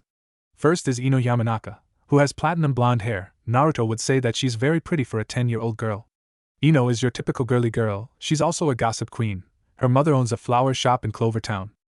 Second is Sakura Haruno, who is a pink-haired girl. Her family owns the clothing shop he bought his clothes in. Sakura is a very intelligent but very shy girl. She used to be very self-conscious about her forehead because she was bullied for it, until Naruto saw and sent the bullies packing. Since then Sakura has started to open up more. Over the months Naruto has hung out with and gotten to know his friends very well. He's found out that Shikamaru, Ino, and Choji all come from mage families and are mages in training themselves, while Sakura, like her parents, is a regular civilian. He told them that he was a mage as well, specializing in lightning, wind, and water magic. The only problem is that none of his friends know who he really is. The reason for this is because the first time he left to come to Clover Town, Zarek told him to use transformation magic to change his hair and eye color, as well as cover up his whisker marks. When asked why, the god merely said that there were people in Clover Town who would link him to his biological father and report seeing him to his grandfather, and they don't want that yet. The blonde agreed and did as told, changing his hair color to black, and his eyes to brown, while getting rid of his whisker marks. He even went so far as to concoct a fake name for himself, Erasure Namikaze. So that is how his friends and their parents know him, as Erasure Namikaze. He feels really bad about lying to them, but until his training with Zarek is complete he can have his grandfather finding him and taking him to Fairy Tail. He is drawn from his thoughts as he finally reaches Ichiraku Ramen. He enters the shop with a smile on his face. I am Nichin, Tuchiajizin. Your favorite customer has arrived. The ramen chef and his daughter smile brightly at the almost 10-year-old's exuberance, as he takes his usual seat at the counter, and the brown-haired 15-year-old comes over to him. Hello Arashi-kun, how's my Ototo today? The currently black-haired boy smiles at her brightly. I'm alright, I am Ne. Though I'm a little sore, Zartu-san is a slave driver when it comes to training. Anyway, I'll take my usual. The brown-haired teen giggles at the boy's antics, but nods her head. Alright then. 5 bowls of miso ramen to start. Her father turns to her slightly in response, coming right up. A few minutes later, Ayam places the first bowl in front of the boy and he digs in. Bowl after bowl of delicious noodles are placed before him and he devours them all. In the end, he has a stack of bowls next to him numbering 15, as he releases a large belch and pats his belly. Excuse me? How that hit the spot, great ramen as always, Ajisen. He places the jewels for the meal down on the counter. However, before he can hop down and go to walk out, Ayam hands the money back to him. No, you're not paying today. The food is on the house this time, Arashio Toto. The boy is shocked by this but smiles gratefully. Thank you. Well, I'll see you later, Ayam. I'm going to go hang out with the guys. With that, he walks out, not seeing the brown-haired teen shake her head and laugh at her little brother's actions. For the rest of the day, he hangs out with Shikamaru, Choji, Ino, and Sakura, playing chess with Shikamaru and actually giving him a challenge. He spars with Choji to give him help in using his family's magic. He then lets Sakura and Ino drag him around town to a bunch of stores, before heading to the Yamanaka flower shop and using his water magic to water all the flowers and other assorted plants. However, throughout the day he receives gifts from his friends and their parents, much to his surprise. From Shikamaru and his parents he gets different strategy games. From Choji and his parents he receives recipes for food that is high in protein and good for helping to quickly replenish magic energy. From Ino and Sakura he actually receives 2 gifts. The first is a kiss on the cheek from each of them. The second gift from Ino is a book on meditation techniques, and a bonsai tree from Mrs. Yamanaka. The second gift from Sakura and her parents is an item that will forever be special to him. They give him a gray coat with black fur around the collar, which goes down to the back of his knees. The coat has the symbols for the 3 elements he uses on the back, those being a lightning bolt, a wave, and 3 interconnecting swirls representing wind, and they are in a triangle formation. When he finally asks Mabuki Haruno why everyone has given him these gifts, the answer he gets is unexpected. Everyone has given you all these gifts because your birthday is in 2 days, and we know that you won't be around for us to celebrate it with you. So we all got together and decided to give you your gifts early, and we hope that you enjoy all of them. Hopefully next year we'll be able to throw you a big birthday party, Arashikun, to let you know how special you are to not only our children, but to us as well. The 10-year-old is stunned speechless at this, and can only nod his head and smile in gratitude. Soon enough he leaves Clover Town and heads back to the peak, where he shows off all his gifts to Zarek, especially his new coat. The god smiles at seeing how happy the blonde is, and tells him it's a great coat, but that he may want to keep it in his equipped space when they train. 2 days later Naruto turns 10 and Zarek give him his gift. He begins his training in the God Slayer's secret arts of lightning, water, and wind. The next nearly 4 years would be difficult on the blonde, but he would persevere and learn every single Storm God Slayer spell and God Slayer secret art spell that Zarek had to teach. He would also come very far in seal and rune magic, becoming an adept by his 13th birthday. In all that time, however, it would be his friendships with those in Clover Town that would see him through all his harsh training, and when the day came for Naruto Uzumaki Dreyer to make his reappearance to the world, Earthland wouldn't know what hit them. Chapter 3: Joining Fairy Tale. Meet the family. Bottom of mountains near Clover Town. July 7th, X777. Naruto, age 13. We find our blonde god slayer standing at the base of the mountain he's called home since he was a year old. Over the years Naruto has changed slightly. Nearing 14, he's tall for his age, standing at 5 feet 7 inches and weighing 115 pounds. His hair is still spiky and blonde, but he no longer resembles his father as he's cut his hair short, hairstyle from chapter 700. His eyes are still the same though. He is now wearing a black muscle shirt with a dark orange vest over that, gray slacks with multiple pockets, black combat boots. And over all of that is a larger version of the jacket he got from the Harunos at 10. Standing next to the blonde is his adoptive father and teacher, Zarek the Storm God, Arashikami, who can only look on the teen with great pride. In the 13 years that he has had Naruto under his care, he has watched him grow from an energetic and curious child into a powerful, intelligent, and amazing mage. He's taken all the god's hardest training and lessons and has never given up. All this makes him proud to call the blonde his son and the Storm God's slayer, Erasure no Metsujin. The gray-haired god turns to the blonde, patting his shoulder to get his attention. Well, this is it, kid. The last 13 years have been fun, but it's time for us to part ways. I have nothing more to teach you and you've exceeded my expectations in every way. I want you to know that no matter who you came from, I am damn proud to call you not only the Storm God's slayer but my son. Naruto smiles proudly at this, as he shocks the big god by hugging him. Thank you, Zaraktu-san, that means so much coming from you. I've had a lot of fun growing up with you, and all the training you gave me really pushed me to my limits and beyond. But if I learned one thing, it's to never give up, to keep moving forward, and to fight till my last breath, and when I make a promise to always keep it. You've given me the philosophy that I'll live by for the rest of my life. I'll miss you, but it is time for me to rejoin my family. Zarek pulls away and ruffles his hair one last time, before he vanishes in the wind. Naruto smiles lightly before making his way down to Clover Town to make his grand debut, at least to the rest of the world. However, he made his debut as himself to his friends and their families last year. Boy, was that a bit of a hassle. The kids felt betrayed by his pretending to be Erasure Namikaze, while the adults wanted to go out and inform his grandfather right away. However, he managed to smooth things over, telling Shikamaru, Ino, Choji, and Sakura that though his name is not Erasure and he's actually blonde, his personality is the same, that he never pretended to be something he's not. He convinced the parents not to tell his grandfather Makarov about his trips into Clover Town because he was still training, and he wanted to do the Dreyer name proud when he finally joined Fairy Tail, so they acquiesced to his pleas. However, he learned something from Shikaku Nara that day that he didn't know before: his parents were alive. Apparently his parents had been in comas for 9 years before awakening in X773, and then began to search for him in X774. They'd even contacted their old friends to see if they'd seen him, and they'd all told the two at the time that they hadn't. So now he had meeting and getting to know his parents to look forward to. After an hour walk as usual, he enters into Clover Town proper, and decided to getting his stomach filled before heading to his friends to tell them he's heading for Fairy Tail. He goes straight to Ichiraku Ramen. When he arrives, he calls out, "I am Ne, Tuchiaji. I've come for the food of the gods." Hearing the blonde's voice, the two ramen chefs smile brightly.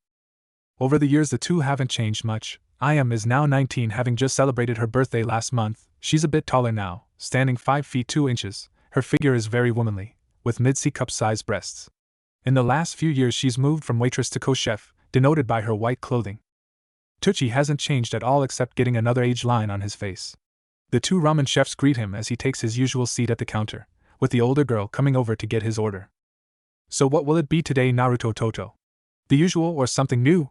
The blonde takes a thinking pose for a moment before lighting up and giving his response. "I'll start off with 5 extra large bowls of pork ramen, then 5 extra large bowls of shrimp ramen, please, Ne-chan.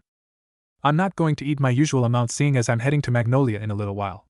The brown-haired woman nods her head at this. "All right, that order is coming right up," as she goes to get to work cooking his food. While he eats his ramen, he has his usual conversation with the Ichiraku. Ayam asks him at some point why he's heading to Magnolia, and when he tells her that he's heading there to join his grandfather's guild, Fairy Tail, she immediately understands. After finishing his last bowl, he pats his stomach as usual, and when he goes to pay for his meal, Tucci tells him it's on the house as a going-away present, which causes him to bow his head and thank the man profusely for his generosity before leaving and telling them he'll definitely keep in contact. After leaving the ramen shop, he heads over to the Nara house, as around this time of day Shikamaru, Choji, and Ino would be together there, most likely just enjoying the early afternoon breeze, and usually where Ino was, Sakura wasn't far off, being that they are best friends. Arriving at the Nara house, he knocks on the door. He only has to wait a few moments before it's opened by Yoshino Nara, who smiles up at him, being that he's slightly taller than her, as she is only 5 feet 3 inches. "Naruto-kun, come on in. If you're looking for the kids, you know where to find them. I take it today is the day?" The blonde nods at this before replying, "Yeah, today's the day, Yoshino-san. Today is the day I return to my family. You know, I'm actually a little scared. What if I'm not the son that Tu-chan and Ka-chan want? What if my skill as a mage isn't good enough for Ji-chan, and he won't let me be a Fairy Tail mage?" The Nara matriarch gently touches his face, while looking at him with understanding. "Oh, Naruto-kun, you silly boy. You worry for nothing. I happen to know for a fact that your parents have loved you since the day you were born. And even now they continue to search for you so that they can hold you in their arms and tell you how much they've missed you. A parent's job is to love their child unconditionally no matter who or what they become. As for Makarov Dano not letting you join Fairy Tail because you lack skill as a mage, well, you don't have to worry about that one. Your grandfather is a very kind and jovial man, and will accept pretty much anyone into Fairy Tail. In fact, the guild is famous for having the most destructive mages, and Makarov Dano just lets them do what they want. So cheer up, young man, a boy isn't supposed to show fear." She pats him on his cheek as he stands tall and places his usual foxy smile on his face. "Thank you for that, Yoshino-san. Well, I'm heading out back to see the guys and girls." With that, he walks past her and heads out to the back porch. When he gets out there, he finds the 4 he's looking for right away. Shikamaru and Sakura are sitting across from each other playing shogi. Choji is watching them while eating his usual bag of chips, and Ino is tending to Mrs. Naro's flower bush. Over the years, each one has changed a little. Shikamaru still has his shoulder-length hair tied in a pineapple-shaped ponytail. However, he's gotten taller, now standing at 5 feet 5 inches, and weighing 110 pounds. He is dressed in a green lined mesh t-shirt under a short-sleeved gray jacket with green edges. Adorned on both the sleeves and the back is a circle with a line through it, brown pants, and gray sandals. At the moment, he has a look of concentration on his normally lazy-looking face. One thing that's changed is he now sports small hoop earrings in his ears, a sign that he is the heir to the Nara clan. Sakura has changed a bit more than Shikamaru. At 14 years old, the girl's pink hair goes down to her shoulder blades, kept up by a burnt orange headband given to her by Naruto for her 13th birthday. She's 4 feet 11 inches tall, and still gaining her feminine figure. Her breasts are a solid B cup, and her hips are a bit wider, but you can still see a bit of childishness in her. Sakura wears a dark red chipao dress with white circular designs, with a zipper, tight dark green shorts, and strappy slightly heeled sandals. Choji is still a chubby boy, though his body weight has begun to change into more muscle than fat. He is now slightly taller than Naruto, standing at 5 feet 10 inches, and weighing around 200 pounds. He still has spiky, brown hair, and swirl marks on his cheeks. He wears black pants, a long white scarf, a short-sleeved green haori over a light green shirt, and combat boots. He also has hoop earrings in his ears just like Shikamaru, which denotes him as heir of the Akimichi clan. Ino has changed probably the most out of all four. She now stands at 5 feet 1 inch, with a very athletic yet curvaceous figure, and her still developing bust is at least a small C cup. Her platinum blonde hair now reaches down to her waist and is tied into a high ponytail, with her bangs covering the right side of her face. She wears a short purple vest-like blouse with a raised collar, a purple apron skirt that is cut off on the sides, showing off her long legs, and bandages on her stomach and legs to cover the flesh, a requirement from her father, and high-heeled shoes. She too has hoop earrings in her ears for the same reason as Shikamaru and Choji. The most major thing that has changed over the years is that both Ino and Sakura have developed deep crushes on the blonde. Always competing for his attentions, however, Naruto inherited his father's thickness when it comes to women, and so he has no idea that they like him as any more than friends. The blonde walks over and sits next to Choji. "Hey Choji, how's the game going?" The chubby teen munches some chips before replying, "Hey Naruto. The game is going pretty good. Sakura-san has been giving Shikamaru a real challenge." The blonde nods at this, knowing how smart Sakura is. The thing though is that Shikamaru has an IQ of over 200, while Sakura's IQ is around 160, which means beating the lazy teen in strategy games is nearly impossible, and the only one who does manage to beat him is his father Shikaku. The silence and the two players' concentration are broken by a squeal of Naruto-kun. As said boy finds a weight settle on his back, and looks over his shoulder to find Ino hanging off him, with her arms wrapped around his neck from behind. The platinum blonde pouts slightly. "So me Naruto-kun, why would you choose to greet Choji first instead of a beautiful girl like me?" The male blonde chuckles at her antics. "Well, you were busy, so I figured I'd leave you to your task." Choji was an easy choice because all he was doing is eating and watching Shikamaru and Sakura-chan play shogi. "You understand, right, Ino-chan?" As he gives the other blonde a winning smile, causing her shudder internally in happiness. She takes herself off his back and positions herself next to him on his left, but keeps her arms around his neck. "I understand, Naruto-kun. What do you say you and I get out of here and go out on a date?" Sakura and Shika could be at that for hours. Naruto chuckles again, however before he can answer, the pink-haired girl finally loses her cool. "Get off of Naruto-kun, Ino-pig. He wouldn't go on a date with you if you were the last girl in Fiori. Naruto-kun would much rather go out with a girl like me, a girl who is intelligent and mature. Not some flighty bleached blonde like you." This has the effect of not only starting the usual argument between the two girls, but costing Sakura the shogi game. As the blonde and pink-headed girls argue over who he likes more, Naruto and the other two boys lay down in the shade and just stare at the clouds. After a few minutes, the lazy Nara sighs, gaining everyone's attention. "Troublesome, you came here to say goodbye, didn't you, Naruto?" The blonde god slayer nods his head in response, as the girls' faces change to ones of sadness. "Yeah, I'm heading to Magnolia Town and on the next train, which is an hour from now." He looks at each of his friends' faces, and when he notices the looks on the girls' faces, he wraps them both in a hug. "Don't be sad, Sakura-chan, Ino-chan. It's not like I'm going to be gone forever. We can write each other, and heck, when I'm not on missions I can come to Clover Town and visit once a month, so we'll still see each other. Hey, I have an idea. If you guys don't find the Rune Knights to be to your liking, you can quit and come join Fairy Tail, then we'll definitely see each other all the time. Sakura-chan, since we recently discovered you can use magic and you want to be a healer, you can always train under my granny. I hear she's one of the best there is." They all nod at this, and the girls quickly perk up, as the 5 friends spend the rest of the hour just hanging out. When the time comes for Naruto to head to the train station, his friends accompany him, and when they arrive they find all their parents there as well, which is shocking to them. Mabuki Haruno steps forward and hands the blonde a brown paper package, and when he unwraps it he finds it's a brand new version of his coat, slightly bigger than the one he has on now. That coat is for when you grow some more. It's made to fit you up 6 feet 1 inch in height, as that's how tall your father is, and we believe you'll take after him in that regard." The blonde gives the woman a hug and thanks. Choza Akimichi steps forward and hands the blonde a styrofoam food box, some food for the trip, kid. "I'm glad Choji made friends with you, Naruto, because you can eat just as much as an Akimichi, and have never made fun of our family for our girth. I wish you luck with your family." Naruto nods up at the large man, as Choza is 6 feet 6 inches. Shikaka hands him a piece of paper. "If you ever get into any trouble with the Rune Knights or the Magic Council, Meiho Hyojin, which as a part of Fairy Tail I'm pretty sure you'll do eventually, give that to whoever jams you up and they'll let you go. Just try not to be too troublesome and go looking for trouble." Naruto chuckles at the man but nods his head in agreement nonetheless. Inoichi steps forward and hands him some flowers, and when the younger blonde gives him a questioning look he quickly explains. "Those are for you to give to your mother as I'm home Ka-chan gift. I remembered what her favorites were. It's to help ease the transition back into at least Kushina's life. As for your father, just talk to him about seals and he'll take to you right away." Naruto gives him a silent thank you. He hears the whistle of the train, and the announcers say that the train to Magnolia Town is leaving in 5 minuets, so he steps onto the train, then looks at everyone. "Thank you everyone, for everything you've done for me the past 4 years. You have been my friends, and in some ways my family. I won't ever forget any of you, and this won't be the last you'll see of me. Goodbye all." And with that he walks inside the train car and takes his seat, as the train lurches forward and speeds off towards Magnolia Town. Magnolia Town. July 7th, X777. 2 hours later, the train pulls to a stop in Magnolia train station. As the blonde steps off the train, he takes a look around the train station and notices that there are a lot more people in this one than were in Clover Station.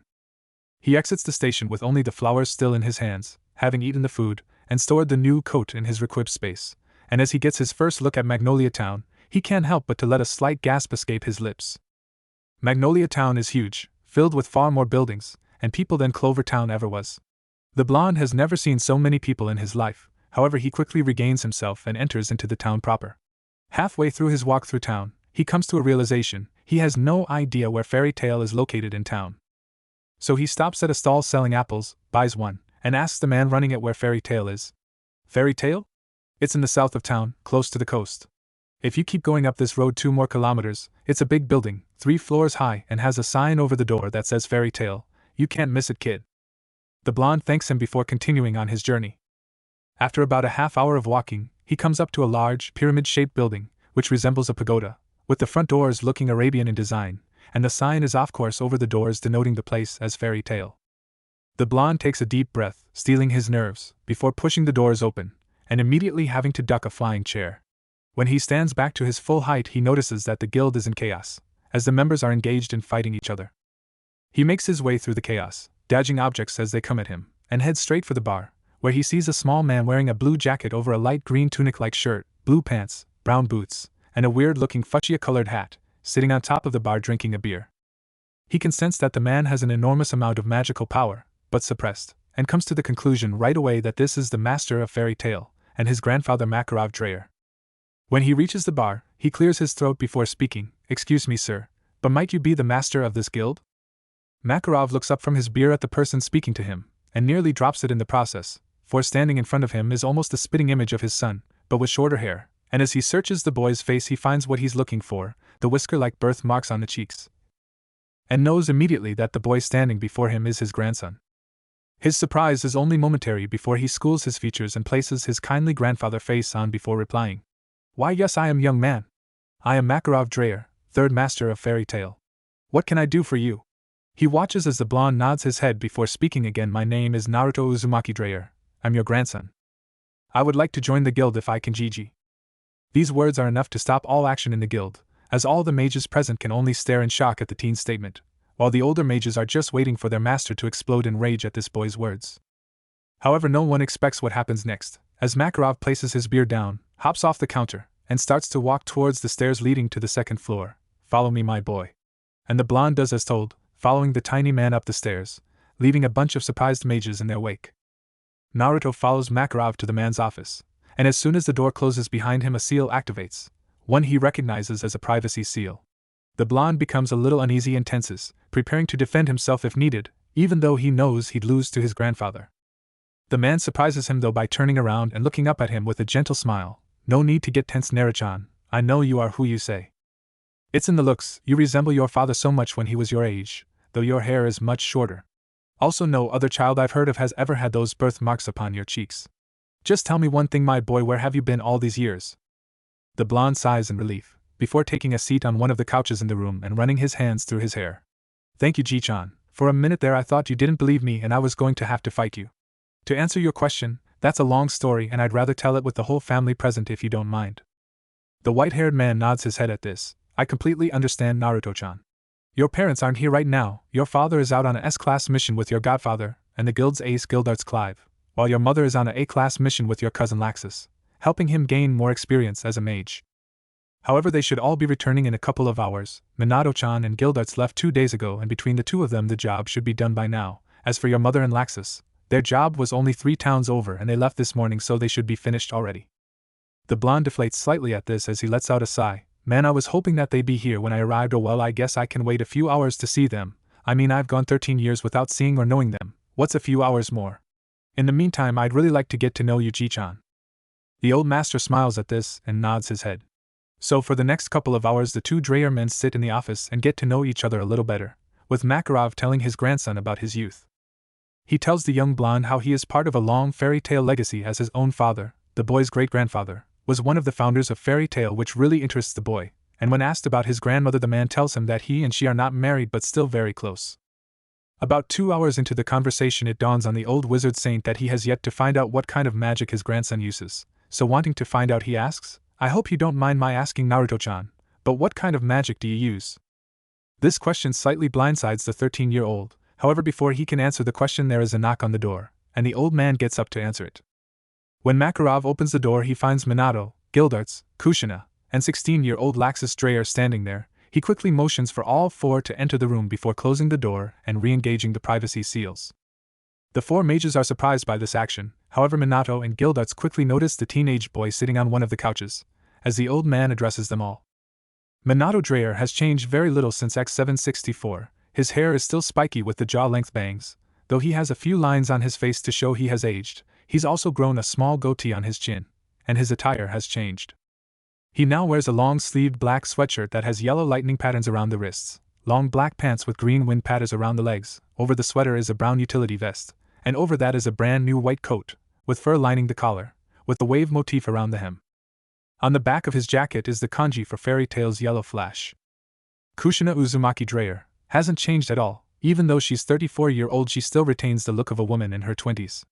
Her long red hair is as vibrant as ever, only right now it's tied up in a high ponytail. However, her violet eyes have a little less shine to them. She's wearing her job attire right now, which consists of an outfit similar to her husband's, except her shirt is short-sleeved, her pants only extend to her calves, and her boots extend up to where her pants cut off. Also, her utility vest is dark green. She too wears a fur-lined coat, only hers is deep red and has the kanji for Fairy Tail's Queen of Blades on the back. Laxus Dreyer is your stereotypical teenager, standing at 6 feet tall and weighing 145 pounds. He has the typical Dreyer family spiky blonde hair, with several bangs over his forehead, and orange eyes. Over his right eye, however, is a lightning bolt-shaped scar. Laxus wears a brown-colored t-shirt over a black sweater, dark green pants, and black shoes.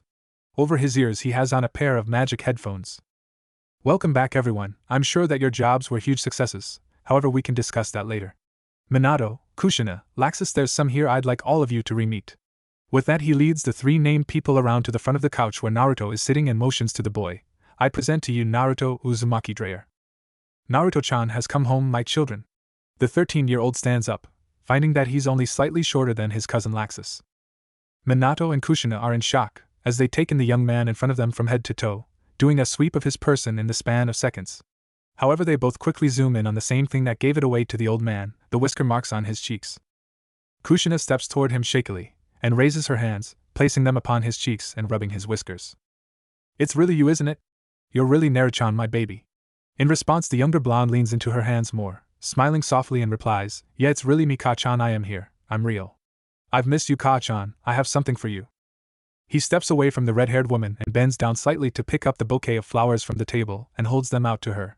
She gasps slightly, as they're her favorites, Casablanca lilies. She takes them, and proceeds to wrap him in a tight hug, crying into his shirt in happiness. Thank you, Sochi, thank you so much, they're beautiful. I'm so happy to have you back, to hold you in my arms, my little baby. At this point Minato steps up, placing his hand on Naruto's head and ruffling his hair. Your mother is right, son, it's great to have you back.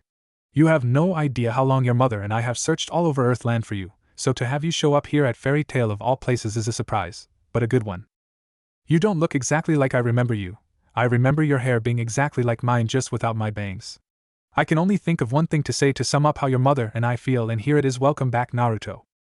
The love he feels from his parents, as well as his grandfather as the man grows larger and envelopes them all in a bear hug, and the acceptance he can see in the eyes of his cousin and godfather are just too much for him, and the 13-year-old begins to cry for the first time in his life, but his tears are ones of joy. Thank you all so much for accepting me, and for genuinely loving me, even though I've been missing for nearly 13 years. You have no idea what this means to me. The family disengages from their hug, as Naruto wipes his tears away, and Minato just smiles and pats his shoulder before telling him, of course we love and accept you, Naruto-chan, we're your family and that's what families do. Now say hi to your cousin Laxus, he's my older brother, your uncle, Ivan's son. Laxus extends his hand for a handshake, and Naruto grips him by the forearm in response. Hey cousin, it's nice to meet you. I'm Naruto, as you already know, I'm 13 and a half, I like ramen, training, learning new seals and runes, and my friends. I dislike bullies, people who put down seal and rune magic, and anyone who messes with my friends. How about you? Laxus is surprised by this introduction for a moment, before he regains his senses and grabs the younger teen's forearm as well and responds, yeah, nice to meet you again, little cousin. My name is Laxus Dreyer, I'm 16, I enjoy rock music, training, and hanging out with Minato Ajisen. I don't have a favorite food, and my only real dislike is weakness, because I used to be sickly and weak. The younger blonde nods in response to this as the two let go of each other's forearms, and just smirk at one another. Gildart steps forward next, and if Naruto had to use one word to describe his godfather, it would be huge. Gildart's Clive is a man of 38 years old, with slicked back shoulder-length orange hair, and a stubbly beard. He is tall, even more so than Minato, standing at least 6 feet 4 inches, and heavily muscular. His attire is rather simple. He wears a long, black, high-collared and tattered cloak with shoulder plates. Around his waist is a simple belt. Gildarts also wear loose-fitting dark pants, complete with an armored waist guard bearing plates similar to the ones on his shoulders, tucked inside simple boots. The man steps forward and pats him on the shoulder, however that one action nearly sends him to his knees from the strength behind it. It's nice to finally meet you, kiddo. You know, when your old man told me he wanted me to be your godfather before you were born, I was iffy about it at first. But then I thought what the heck and said yes. However, before I ever got to meet you, a dragon attacked, you went missing, and your parents here went into comas for 9 years. But hey, what you're gonna do, right? I look forward to getting to know you now that you're back. This brings about a subject from earlier in Makarov's mind as the old man clears his throat, breaking up the reunion a bit and getting everyone's attention, before addressing the elephant in the room. Speaking of going missing, Naruto-chan, now that your parents, godfather, and cousin are here, I believe it's time you tell everyone where you have been the past 13 years. We would all very much like to hear about the life you've had up till now, and about the person who raised you. Minato, Kushina, and Gildarts all nod their heads in agreement to this, as Laxus goes over and leans against a wall and crosses his arms in front of his chest. The youngest blonde sighs, before taking a seat on the couch, as his parents take seats on either side of him, and Gildarts sits on the edge of Makarov's desk. Naruto takes a deep breath before he begins. Well, to answer your questions, Ji-chan, for the last 13 years I've lived in the mountains nearest Clover town. That's also where I learned the main type of magic that I use, God Slayer magic, Metsujin Meiho. This shocks everyone in the room. It shocks Minato and Kushina because their son has been so close all this time, and they never even suspected it. Makarov is shocked because he's heard of God Slayer magic. It's a lost magic, Rosuto Majiku, and supposed to be powerful. Gildarts is shocked because he's never even heard of it before. Hell, before today he never even heard of Dragon Slayer magic, Metsurya Meiho, and Laxus is shocked that there's another type of Slayer magic out there. Kushina snaps out of her shock to ask, you've lived near Clover Town all of these years and yet no one ever saw you, Sochi? And how did you learn God Slayer magic? Naruto nods his head as he answers back, yeah.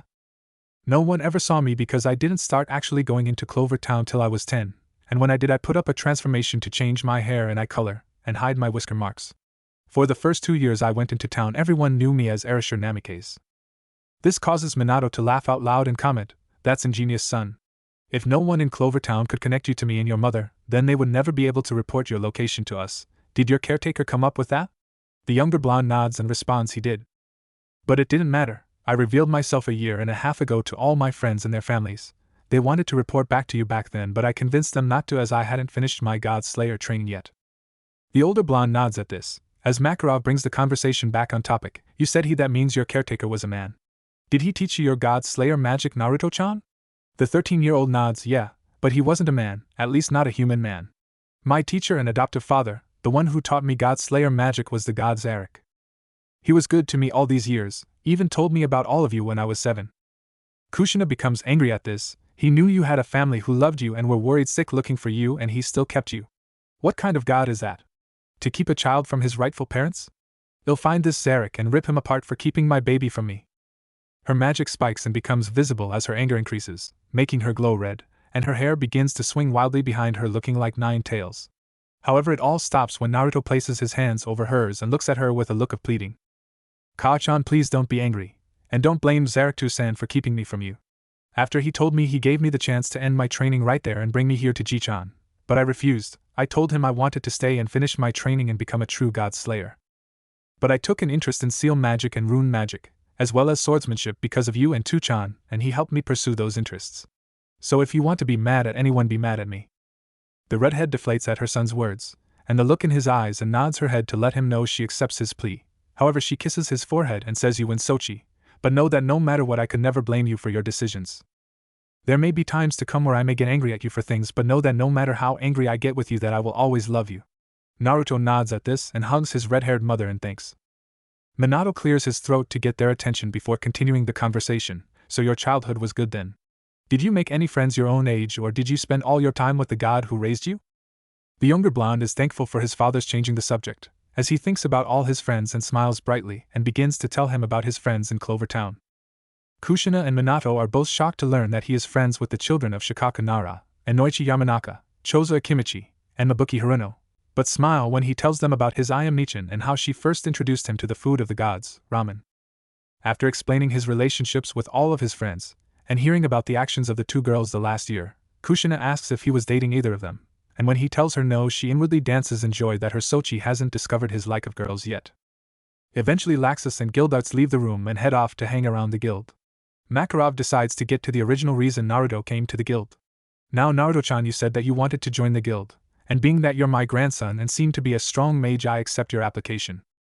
However, can you tell me all the magics you can use, just so I can write it for the guild's records? The 13-year-old blonde nods at this as he begins to list off his magics. Well, my primary magic is Storm God Slayer magic, Erishur no Metsujin Meiho, but I also know Lightning God Slayer, Kaminari no Metsujin Meiho, Wind God Slayer, Fuji no Metsujin Meiho, and Water God Slayer magic, Suijin no Metsujin Meiho. But could you guys keep my Storm God Slayer magic a secret? I don't want anyone to know about that till I'm ready. All 3 nod their heads at this, even though their eyes widen in shock at him knowing 4 different types of God Slayer magic. He chuckles at their looks before continuing on. I can also use the regular elements of the last 3, those being lightning magic, Kaminari Keikakusha Meiho, wind magic, Kaze Meiho, and water magic, Mizu Keikakusha Meiho. I'm also adept at seal magic, Shiru Meiho, and rune magic, Rune Meiho, and I can use a bit of equip magic, Kanso Meiho. According to Zarek-san, I also have a small affinity for light magic, Hikari no Meiho, and chain magic, Rensa Meiho, but I've never learned those. Oh, and of course I have a basic knowledge of transformation magic. All 3 of the older mages are impressed by the sheer range of magics the teen can use, and also proud of it as well. Kushina smiles at hearing he has the potential to learn chain magic and makes a comment. I can teach you chain magic if you want, Naruto-chan. The blonde nods his head in acceptance and happiness to her offer. Then Makarov coughs into his hand to draw attention to himself. I know a thing or 2 about light magic, and I would be very happy to teach you what I know. At least one of my grandsons would be getting some of my knowledge. Naruto stands up off the couch, walks over to Makarov and bends down and hugs him. Thank you, Ji-chan, that would be great. The oldest Dreyer pats his back before continuing to speak. Think nothing of it, Naruto-chan. Now, where do you want your guild mark and in what color? The 13-year-old thinks about it for a few moments before lifting up his shirt and pointing to his left pectoral and saying, I'll take it right here over my heart, so that I'll always keep the guild, my comrades, and my family close to my heart and make it cover the whole pec. As for the colors, orange with a black outline. The old man nods and applies the guild stamp, leaving a fairy tale symbol that covers his entire left chest area. After this, the 4 Dreyers get up and head out of the office to introduce Naruto to the rest of the guild and announce his membership. Makarov explains to all the members about who the younger blonde is and then tells them that he's joined the guild, which causes the guild to begin a party in honor of their master's returned grandson and newest member. Naruto, however, goes to meet all younger members of the guild that are closest to his age. He introduced himself to them properly, and they all introduced themselves as well. The first person he meets is an 11-year-old boy with spiky black hair, and who seems to have a stripping habit as he's only wearing boxers. This boy's name is Grateful Buster, who uses ice make magic, ice and Mikameho. The next person he's introduced to is an 11-year-old girl with wavy brown hair, tied up in ponytail, and brown eyes. Her name is Kana Alberona, and she has been in the guild the longest of any of the kids, having been there for 5 years now. Kana wears an orange-colored dress with lines that divide it up, making it look like it's made of blocks. Kana utilizes card magic, Magiku Kato, which is a holder-type magic, Haruta Magiku, that involves the use of magic cards for various effects. Next person he meets is a 10-year-old girl with blue hair which goes down to her shoulders, and hazel eyes. Her name is Levy McGarden, and she's only been in the guild for a couple of months. She wears a yellow shirt with no sleeves, and red lining the collar, going down the center of the shirt, and down around the hem, and a red skirt. Levy uses solid script, Sarito Sukiraputo, which is a caster-type magic, Kayasuda Magiku, that involves writing words in the air and making them solid in their depicted form, such as fire being written in fire, and then thrown at the opponent.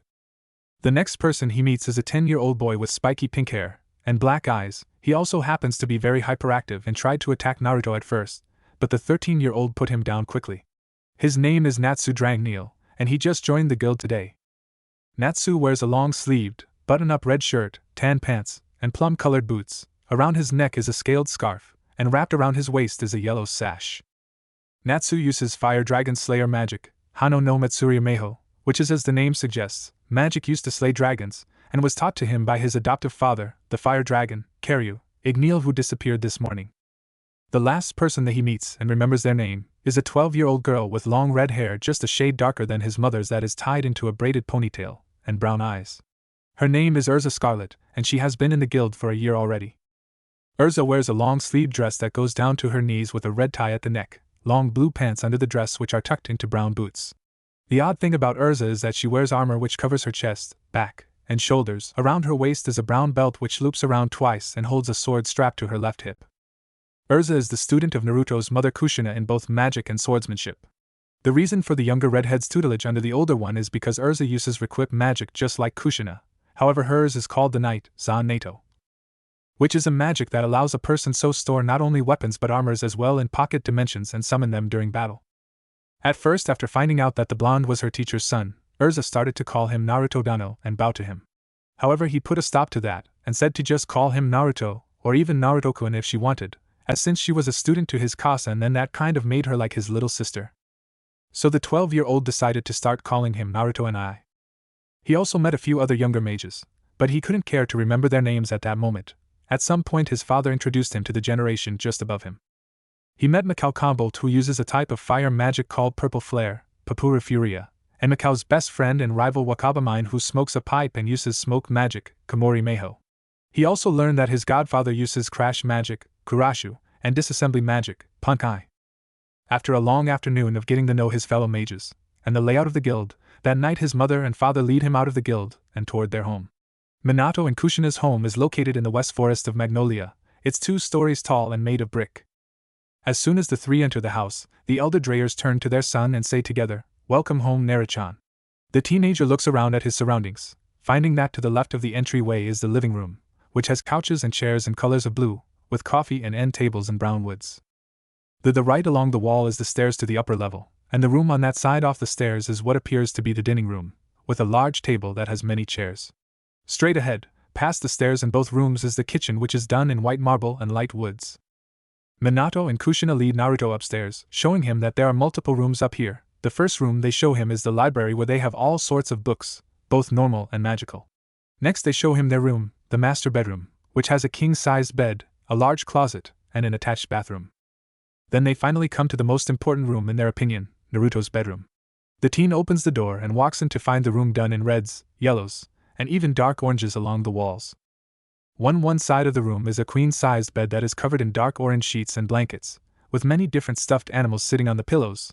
Also on that side of the room is a door that leads to his closet.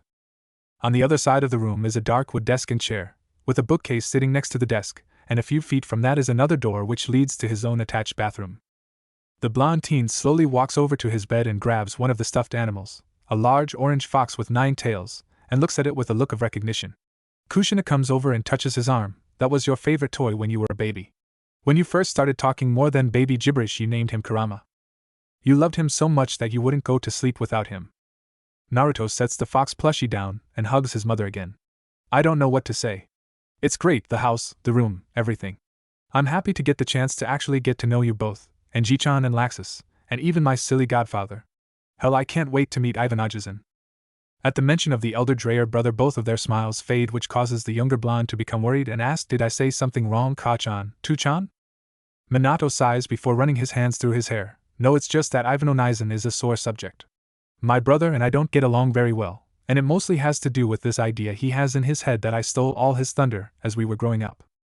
Also, I've never approved of many of the decisions he's made in life, especially where it concerns your cousin. All of that has worked to put us at odds, even though he's still my brother, and I still hold love for him. So for the time being, do me a favor, son, and steer clear of Ivan. Naruto nods his head and responds, but has the intelligence to ask, what does Ivanaji look like? So I know exactly who to avoid. The two parents nod their heads at this, as the reed-haired mother responds, you can't miss him, he's the only one in the guild taller and bulkier than Gildarts Baka. He has tan skin, black hair, and a black beard, also he speaks with a bit of a lisp. Anyway, enough of that, why don't you get cleaned up and I'll make us all dinner? Naruto nods, and the two parents exit the room. About an hour later, the little family sits down at the dining room table to eat a dinner of pork, beef, rice, and various vegetables. As they eat, they talk and get to know each other even more, with Naruto finding out that his father is one of the youngest people to ever become S-class when he was 16. When he asked how they fell in love, his mother was all too happy to tell him the story, with Minato filling in some parts. At the end of the night, after they've all gone to bed, the blonde lay in his new bed and can't help but to smile and think about how great the next few years might be with his family. He also thinks about how lively the guild seems to be and knows he'll fit right in with the rest. The last thought on his mind before falling asleep is how he can't wait to take his first job as a legal mage. Chapter 4, First Mission. Strauss siblings arrive. Magnolia Town. August 10th, X777. It's been a little over a month since Naruto returned to his family and joined the Fairy Tail Guild. In the month he's gotten to know his parents, cousin, and even his grandparents even better, having met his grandmother the day after he returned. His first meeting with poorly Yusuka was forced upon him by his mother, who wanted him to have a health checkup to make sure there was nothing wrong with him physically or mentally, and when he first met her she scared him, though that may have had more to do with her dragon-like cape and being asked to look over, in her words, some brat. However, her demeanor changed when she was informed he was her lost grandson. After that she happily gave him a checkup. She did all sorts of scans with healing magic, she tested his reflexes with a small hammer, checked his heartbeat with a stethoscope, and even drew blood to make sure he had no diseases hiding in his bloodstream, and unknown to Kushina and Naruto, to test it against the reed head and Minato's blood to be sure he really is their son. After 2 hours of tests, the pink-haired woman gave the 13-year-old a completely clean bill of health, also letting Kushina know that his height and weight are above average for his age, and predicting he'll be taller than her own son. After that day he started to get to know his Bachan. Also over the last month he's been getting to know all the younger mages in the guild, finding out more about them and telling them more about himself. He learned that Gray was taught his magic by a woman named Yar Milkovich, whom he also got his stripping habit from, and that the woman died defending him from a demon. From Natsu, when the boy wasn't trying to attack him and failing miserably, he learned that the boy had been raised since birth by the dragon who taught him his magic, and that he just vanished without a word last month on the same day they both joined the guild. From Levi he learned that her parents died a couple of months ago, and she had nowhere to go until his grandfather found her and brought her to the guild. From Kana he learned that she came to the guild at 6 to find her father after her mother died and left her a letter telling her that he was a fairy tale mage. When asked who her father was she refused to answer, though he did catch her take a quick glance at his godfather Gildarts, and managed to put it together. He spent the most time with Urza though, mostly because his mother had chosen to teach him chain magic at the same time as she teaches the younger redhead Requip magic and swordsmanship. The 12-year-old girl has found herself impressed with the blonde's intelligence and skill in magic, watching him pick up the basics of chain magic in only a few days. The two have bonded through sword sparing, with Naruto proving that his adoptive father did not slack on teaching him the blade.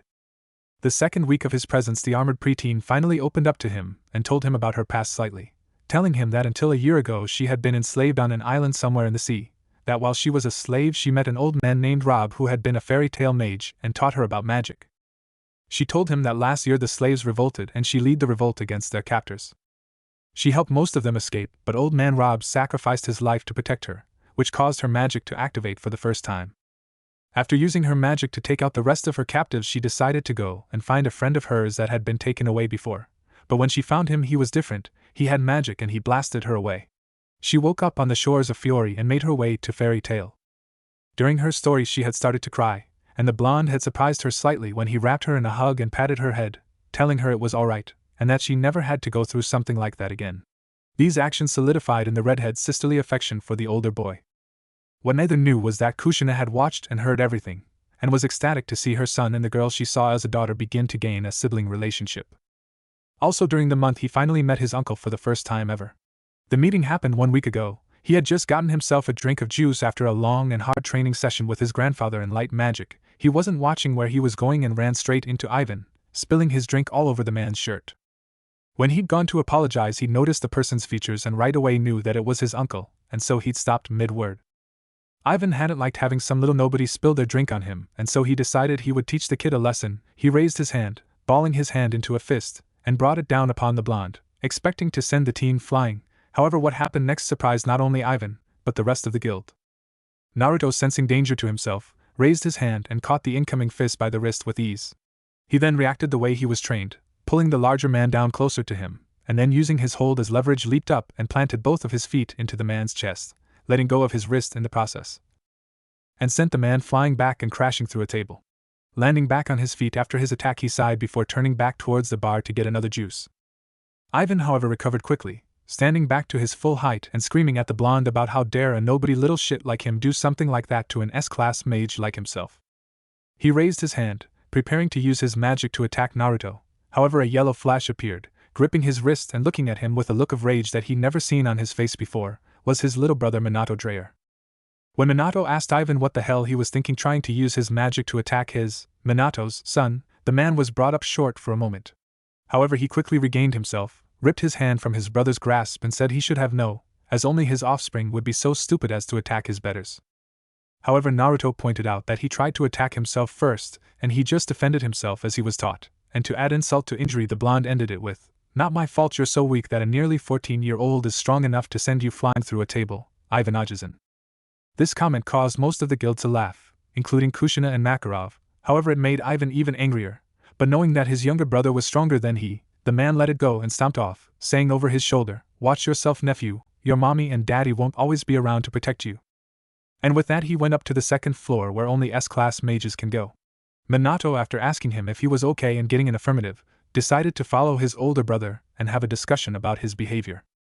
Ever since then Naruto has been keen to avoid his uncle whenever the man is around. Which is hardly ever, as he seems to constantly take S-class jobs, almost like he doesn't want to be around his fellow fairy tale mages, even his own son. When he is around he treats the rest of the guild with disdain, and even insults Laxus for not being S-class yet, calling the 16-year-old weak and a disgrace. Right now we find our blonde god slayer sitting at the bar in the guild hall, with his head laying on the counter, looking bored and annoyed.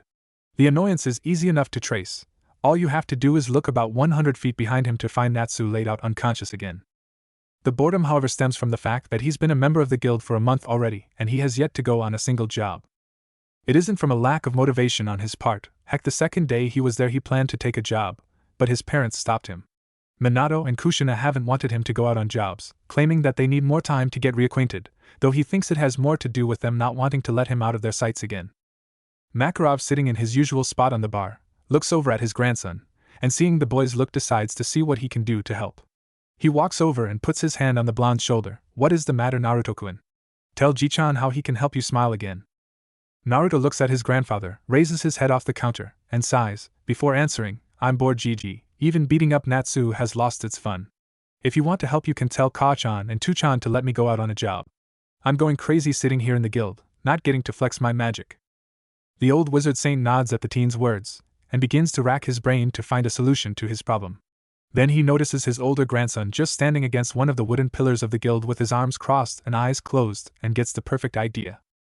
"Laxus-kun, come over here please." The 16-year-old opens his eyes, uncrosses his arms and walks over to the bar. When he gets there he looks at his grandfather and asks, "What do you need, Gigi?" The oldest Dreyer looks back and forth between his two grandsons, before nodding his head and responds, "Laxus-kun, I'd like you to take Naruto-kun here out on a job." The two blondes stare at the old man in shock at this. Laxus, however, quickly looks at his cousin and seeing the boredom in his eyes replies, "All right, Gigi. But you know I don't take anything under A class. You cool with that, Naruto? The younger blonde nods his head quickly and answers, yeah, I'm good with it. It'll give me a chance to stretch my legs and really show what I can do. So what did you have in mind, big cousin? Laxus walks over to the board looking for a good job. After a few minutes he finds one that's A class and comes back over, showing it to Makarov. We'll take this one. It's a bandit capture mission. Normally things like this would be C class, but rumor has it this group has some dark mages leading them. Naruto gets excited at the prospect of fighting some dark mages, however Makarov has some reservations. Laxus, I don't think this is the right job to start Naruto-kun on. I mean, he's only been a legal mage for a month and has no experience. The younger blonde however stands up and retorts, it's the perfect job for me to start with Gigi. My spells are pretty destructive, and tailor-made to take on other mages. Besides, I'll have Laxus there to back me up in case things go pear-shaped. As he gives the man his best puppy dog eyes. It's too much for the old man to handle, he sighs, alright fine. But if you get hurt it's going to be you and Laxus explaining why to your mother and father, and I will disavow any knowledge of your going on this mission. The nearly 14-year-old jumps up in joy, giving his tiny grandfather a hug, then turning toward Laxus, come on cousin, let's get this job done and over with. The faster we take out these bandits and dark mages and get back, the faster I prove to Ka-chan and Tu-chan that I can take care of myself. Laxus nods along to his cousin's words, and the two exit the guild together. When they're halfway to the train station, Laxus puts his hand on Naruto's shoulder to stop him, and turns him towards himself. Okay, hold up little cuz. Before we get to the train station I think it's a good idea for you to find out where the job is taking place. The younger blonde face palms himself, realizing that he was about to go on a job where all he knew were the details and not the location, so he nods to his cousin to continue. The bandits and their mage leaders are in Lupinus town. When we get there we've got to talk to the mayor. Naruto nods at this, and the two continue on to the train station. They pay for their tickets to Lupinus town, and take their seats on the train. About 20 minutes later the train lurches forward and gets underway, heading towards Lupinus town and all the other towns on the route before it. As the trip goes on, the Dreyer cousins sit in silence, but soon enough Naruto decides to end the silence. Hey Laxus, even though we're cousins I realize that I don't know all that much about you. The older teen looks at his younger cousin with slight annoyance, but seeing that his eyes show nothing but honest curiosity he sighs, what do you want to know about me Naruto? This causes the younger blonde to give an honest smile, before he takes a thinking pose. A moment later he decides what he wants to know first. Well, for starters, you know that I primarily use God Slayer magic, but I have no idea what kind of magic you use. So what kind of magic do you use? It must be powerful because I can feel how strong you are. This question surprises Laxus, as he expected the nearly 14-year-old to ask something stupid like what he does for fun. Also he's surprised that the boy can sense magic power already. He quickly gets his surprise under control and answers, primarily I use lightning magic. But since your family I can tell you that I can also use lightning dragon slayer magic, Kaminari no Metsuri Meho. You can't tell anyone about that second one though. Gigi doesn't want anyone except family to know. At first Naruto is thrilled to learn that his cousin can use lightning magic like himself, thinking they can bond some more over it. Then he's completely surprised when he hears the older teen can use dragon slayer magic but can't understand how unless he was taught by a dragon. So you were taught magic by a dragon at some point, cousin? Why doesn't Gigi want anyone but family to know about it?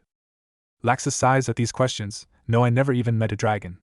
I'm what's called a second-generation dragon slayer, one who gained his or her magic through having a dragon lacrima implanted into their bodies.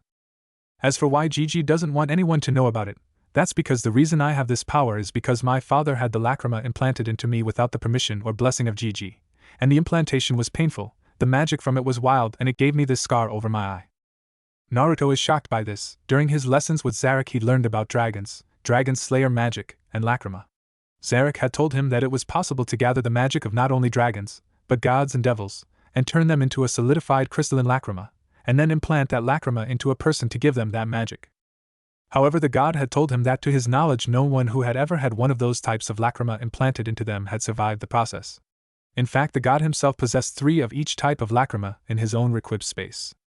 So imagine the shock of finding out that not only did your cousin have a dragon lacrima implanted into his body, but survived it, and has even learned to use the dragon slayer magic it provides. The younger blonde shakes off his shock quickly enough though. I see. I bet Gigi was pissed when he found out what Ivanajizan had done to you. Laxus nods his head at this, and answers yeah, I've never in all my life seen Gigi as angry as he was the day we came home. But that was the day I found out exactly why Gigi is considered the 5th strongest wizard saint. As he gains a far-off look, which has awe and fear mixed in. The two slip into silence again, as the train makes a scheduled stop in Onibus town. After another 20 minuets, the train starts up again, continuing its path towards Lupanus town. When the two cousins are only 30 minutes from their destination, the older of the two speaks up again. You know, everything I know about lightning magic I learned from Minato Ajisen. Your old man is a good person, kid, so as a favor to him I'll watch your back. But just so you know, I don't like you disrespected my Tusan last week. At first Naruto smiles at the comments about his father, but then when Laxus says the last part he scowls.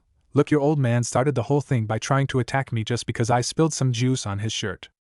All I did was defend myself, and then he whined because I took him by surprise and sent him flying. If it weren't for my Two-chan's timely arrival, your old man would have used magic on me. I was well within my rights to do and say what I did, so grow up, Laxus. I mean, you sound childish. You insulted my daddy, so I don't like you. He scoffs at the end. Laxus' body begins to spark with yellow electricity in anger, and seeing this as a challenge, Naruto begins to spark with the same kind of electricity.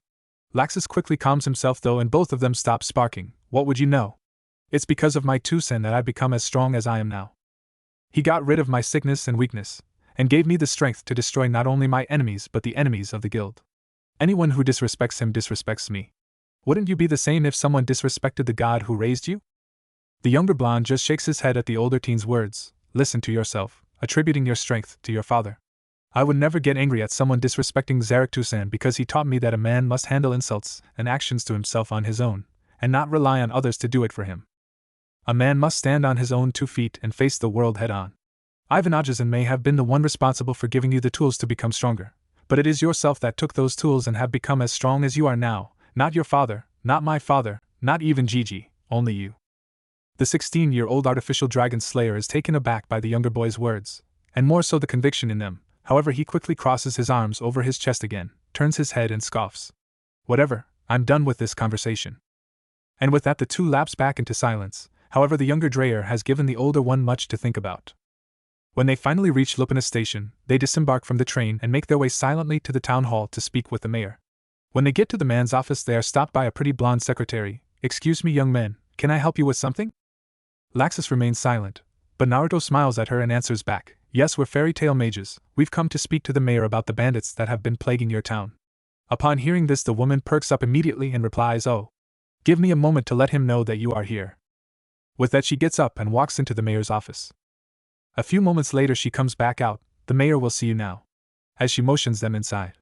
They enter the office and find that it's your stereotypical politician's office, with a wooden desk with 2 chairs in front of it, and sitting behind it in a big wing-back chair is the mayor of Lupanus town.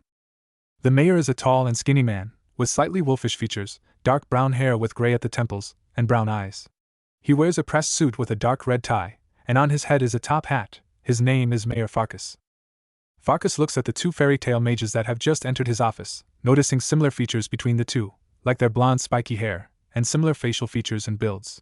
So you're the mages that fairy tale has sent to deal with the bandits, and the dark mages who lead them? Nice to meet you, I am Mayor Farkas. Not to sound rude, boys, but aren't you a little young for something like this? Both blondes are insulted by this but don't show it on their faces, as it's Naruto who answers, I assure you, Mayor-san, we are more than qualified to do this job. I'm going to be 14 in 2 months, and my cousin here is 16. My name is Naruto Uzumaki Dreyer, and this guy next to me is Laxus Dreyer. Upon hearing the boys' names, Farkas' eyes widen in recognition. I see you are the son of Fairy Tale's Yellow Flash and Queen of Blades then, and both of you are the grandsons of the Titan Makarov Dreyer. Please forgive me for doubting your power. The two inwardly groan at this, as neither of them really want to be known because of their family's fame. However, Naruto is a bit more vocal about it. Please, Mayor-san, we would appreciate it if you didn't compare us to our family. We are our own men and we'd much rather be known for our own skills than those of the line we come from. Now tell us about the bandits and their leaders. The man nods his head at this, impressed by the younger boy's drive. The group we need you to beat consists of around 60. They are led by 2 dark mages named Tanbu and Kanbu, their brothers. Tanbu uses earth magic while Kanbu uses darkness magic, Jami no Meho. They usually come into town to raid us once a week. They're based 10 miles from here in the forest north of us. The two nod at this information, putting it away in their minds for reference. Laxus, however, has to ask something that's been bugging him. Why did you send this job out to the guilds? I thought Lupanus town had a regiment of rune knights stationed here. Why not just let them handle it? At this, Farkas looks down sadly. The regiment of rune knights in town did try to stop this group the first time they raided us. However, Tanbu and Kanbu killed every last one, and told us if we went to the Magic Council for more, they would destroy the town, kill all the men, and sell the women and children off to slavers. Naruto becomes angry at the mention of slavery, as his body begins to emit black electricity, shocking both Laxus and the mayor. The boy turns on his heel and starts for the door. "We'll take care of these bastards, Farkas-san. Come on, Laxus, it's time to show these bandits why Fairy Tail is famous for being the most destructive guild in all of Fiori." Laxus shrugs his shoulders at the mayor and turns to follow his cousin. They two Fairy Tail mages exit from the northern entrance of Lupanus town and begin to walk through the forest. As they walk, Naruto stops sparking and regains his usual composure. However, Laxus can't help but ask, "What was that back there, kid?" As soon as the mayor mentioned slavery, you completely lost it. The younger blonde closes his eyes and takes a deep breath before answering back. "I hate slavery, and those who enslave others. I was taught by Zarathustra that every creature has a right to be free, and that those who enslave others are nothing but bullies. Also, someone I've grown close to was once enslaved and was treated worse than dirt, and I'll be damned if I allow anyone else to go through what she did." And with his piece said, the two fall back into silence and continue on their way to the bandit camp. After walking for more than an hour, they finally reach the bandits' camp. Looking at it from behind some trees, they can see that it's made up many tents, each one housing at least 5 bandits. The largest structure in the camp is what appears to be a earthen house, most likely where the Mage brothers reside. Most of the camp is sitting around bullshitting, some are training, and others are eating. However, Tanbu and Kanbu are nowhere in sight, but they can feel the two's magic inside the earthen house. After observing for a bit, Laxus comes up with a plan of attack. However, before he can tell Naruto the plan, he finds the blonde missing. When he searches out the blonde's magical energy, he finds it inside the camp, and when he looks towards where he senses it, he sees the younger blonde going through and taking out all the bandits like no tomorrow. He's like the wind in his actions. Soon enough, all 60 bandits are knocked out and restrained, and the older Dreyer enters the camp proper and walks up to his smirking cousin. However, before he can say anything to the younger blonde, he's forced to dodge a fist made of earth, and sees that Naruto had to dodge a being of dark magic. When the two cousins land from their dodges, they're standing next to each other, and looking across the camp from them, they spot the two dark mages, Tanbu and Kanbu. Tanbu is a tall man with sandy brown hair, brown eyes, and a full beard, wearing a brown shirt, tan pants, and brown combat boots. Kanbu is slightly shorter than his brother, his brown hair darker and buzzed, no facial hair, and he wears a dark purple button-up shirt and black pants with black boots. Tanbu looks around at all the bound bandits, then back at the two mages in front of them, and addresses his brother. "Looks like we got a couple of little do-gooder mages here, Kanbu. They took out all our boys. What do you think we should do with them?" The younger brother smiles maliciously before answering back. "I say we get them and hang their corpses in the center of Lupanus town to show the people what happens when they go around our rules, Tanbu." The older brother smirks in response to this, as the two release their magic. Tanbu's coming off the man in waves of brown, while Kanbu's comes off in waves of purple. 2 magic circles appear in front of each man, brown and purple respectively. Tanbu intones Iron Rock Drill, Tetsu. Rakudurairu, as a large spinning drill of rock as hard as iron rises from the ground and heads straight for Laxus. Meanwhile, Kanbu yells out Dark Wave, Dakavivu, as he releases a large wave of dark energy at Naruto. The two Dreyer boys gather their own magic, Laxus sparking with yellow lighting as a large yellow magic circle appears in front of him, and he says Lighting Beam, Kaminari Baimu, as a medium-sized beam of lightning comes from the seal and meets the drill of rock head-on, causing the two attacks to collide and explode. Meanwhile, Naruto takes a horse stance, draws in a deep breath, accumulating black lightning in his mouth as a dark yellow magic circle with black outlining it appears in front of him, and then he releases his spell, Lightning God's Bellow, Kaminari no Dogo. The blonde god slayer releases an enormous beam of blackish yellow lightning which when it meets the wave of darkness completely overwhelms it, and continues on towards the two dark mages. Tanbu and Kanbu are forced to split up by dodging in different directions, and the attack hits their earthen house with a large boom, destroying it completely. The two brothers, as well as Laxus, are completely astounded by the destructive power of the younger blonde's spell. Kanbu looks back at his opponent with rage and fear in his eyes. "What the fuck was that? I ain't never heard of black lightning before. What the fuck are you, kid?" The younger blonde just smirks, and begins to spark with regular yellow lightning before answering, "My name is Naruto Uzumaki Dreyer. I'm a god slayer. But you can call me Fairy Tail's god slayer, and I'm the guy who's going to kick your ass and send you to prison."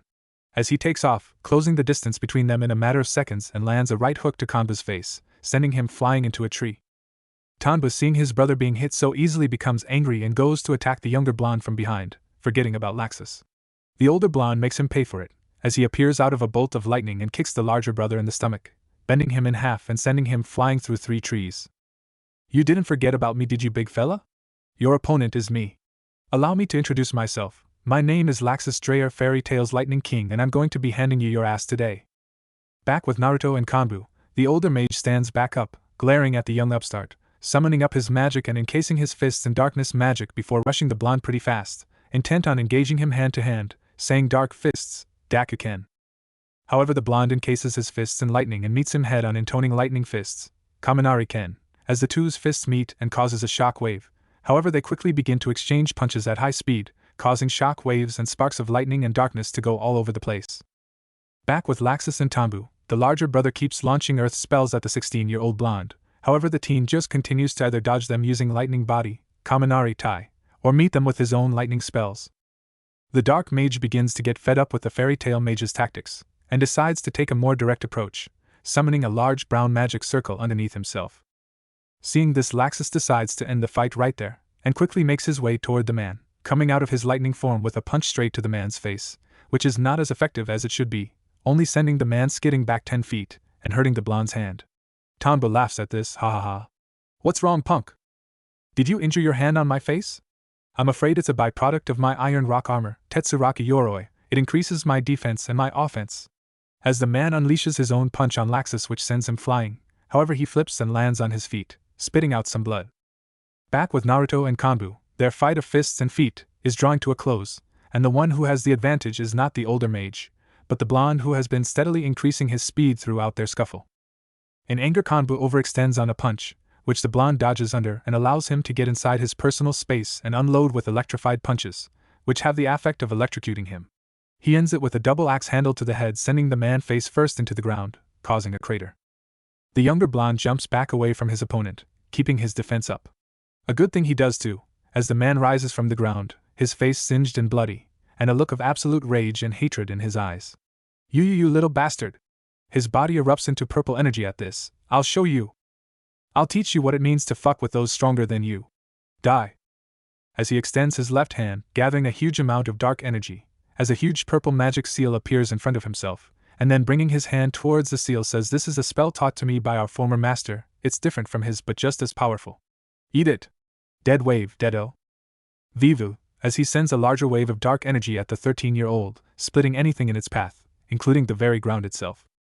Naruto, seeing the attack coming at him, uses Requip and summons his magic pen. Using the magic pen, he draws a seal in the air, and finishes it just in time, calling out, "Seal magic, light barrier, Shirameho, Hikari Barya," as a barrier of light appears around the blonde, blocking the wave of dark energy. When the attack dies down, the older mage is shocked to find the blonde still standing in the same spot, unharmed. Back with Laxus and Tambu, the older blonde is beginning to become frustrated as none of his attacks are doing all that much damage to the man, and all he can do is dodge the older mage's strikes. Finally having enough, Laxus dodges another kicks and gets distance between him and Tambu and decides to end it. His body erupts into even more lightning, as he raises his fist in the air, summoning a large yellow magic circle and addressing the man. "Well, this has been boring. I'm tired of screwing around with you, so I'm going to test this new spell I learned recently on you." The brown-haired man smirks cockily, and replies, "Bring it on, punk. I'll take your best spell head on and then break you in half," as he crosses his arms and takes a strong stance. The blonde smirks before chanting, resounding through the air, the roar of thunder, plunge from the heavens and reap destruction. Raging bolt, Rijinga Boruto. As a large bolt of lighting descends from the sky upon Tanbu, encompassing the man in a blast of electricity. When the attack fades away, it shows Tanbu laying flat on the ground, unconscious and burnt to a crisp, but alive. Laxus breathes a sigh of relief. Good, that took a lot out of me. If he'd still been standing after it, I would have had a much harder time beating him. Now I just gotta wait for my snot-nosed cousin to finish up with the younger brother.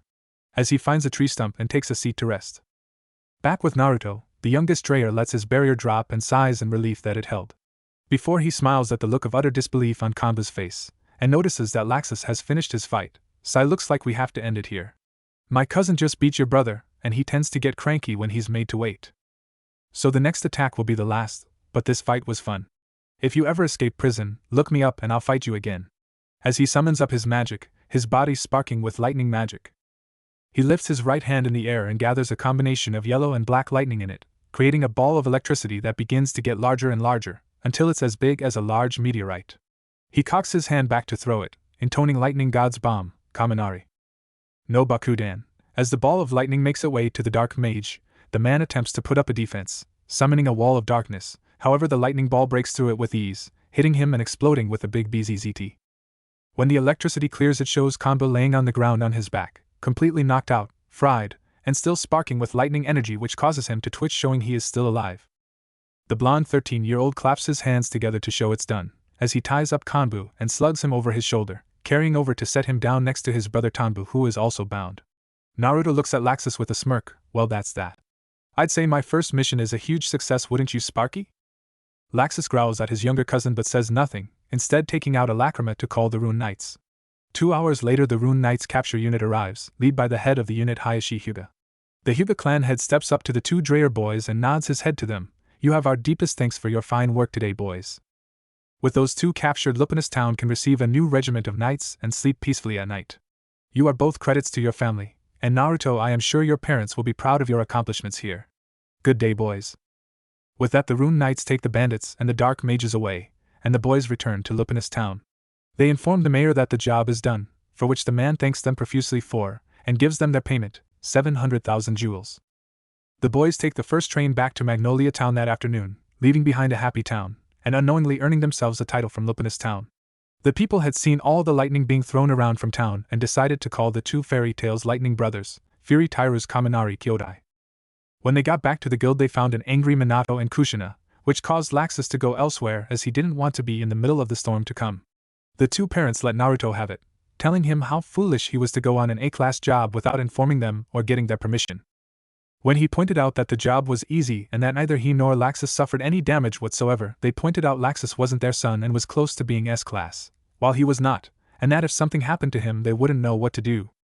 The youngest Dreyer then reminded them that he was trained by a god, and that compared to his slave driver of an adopted father's training taking out 60 bandits and 2 dark mages was a walk in the park. He also let them know that he'd been getting bored just sitting around the guild with nothing to do but train and beat up Natsu, and that if he wanted to be as strong as them someday he'd need to get out there and do jobs and get experience.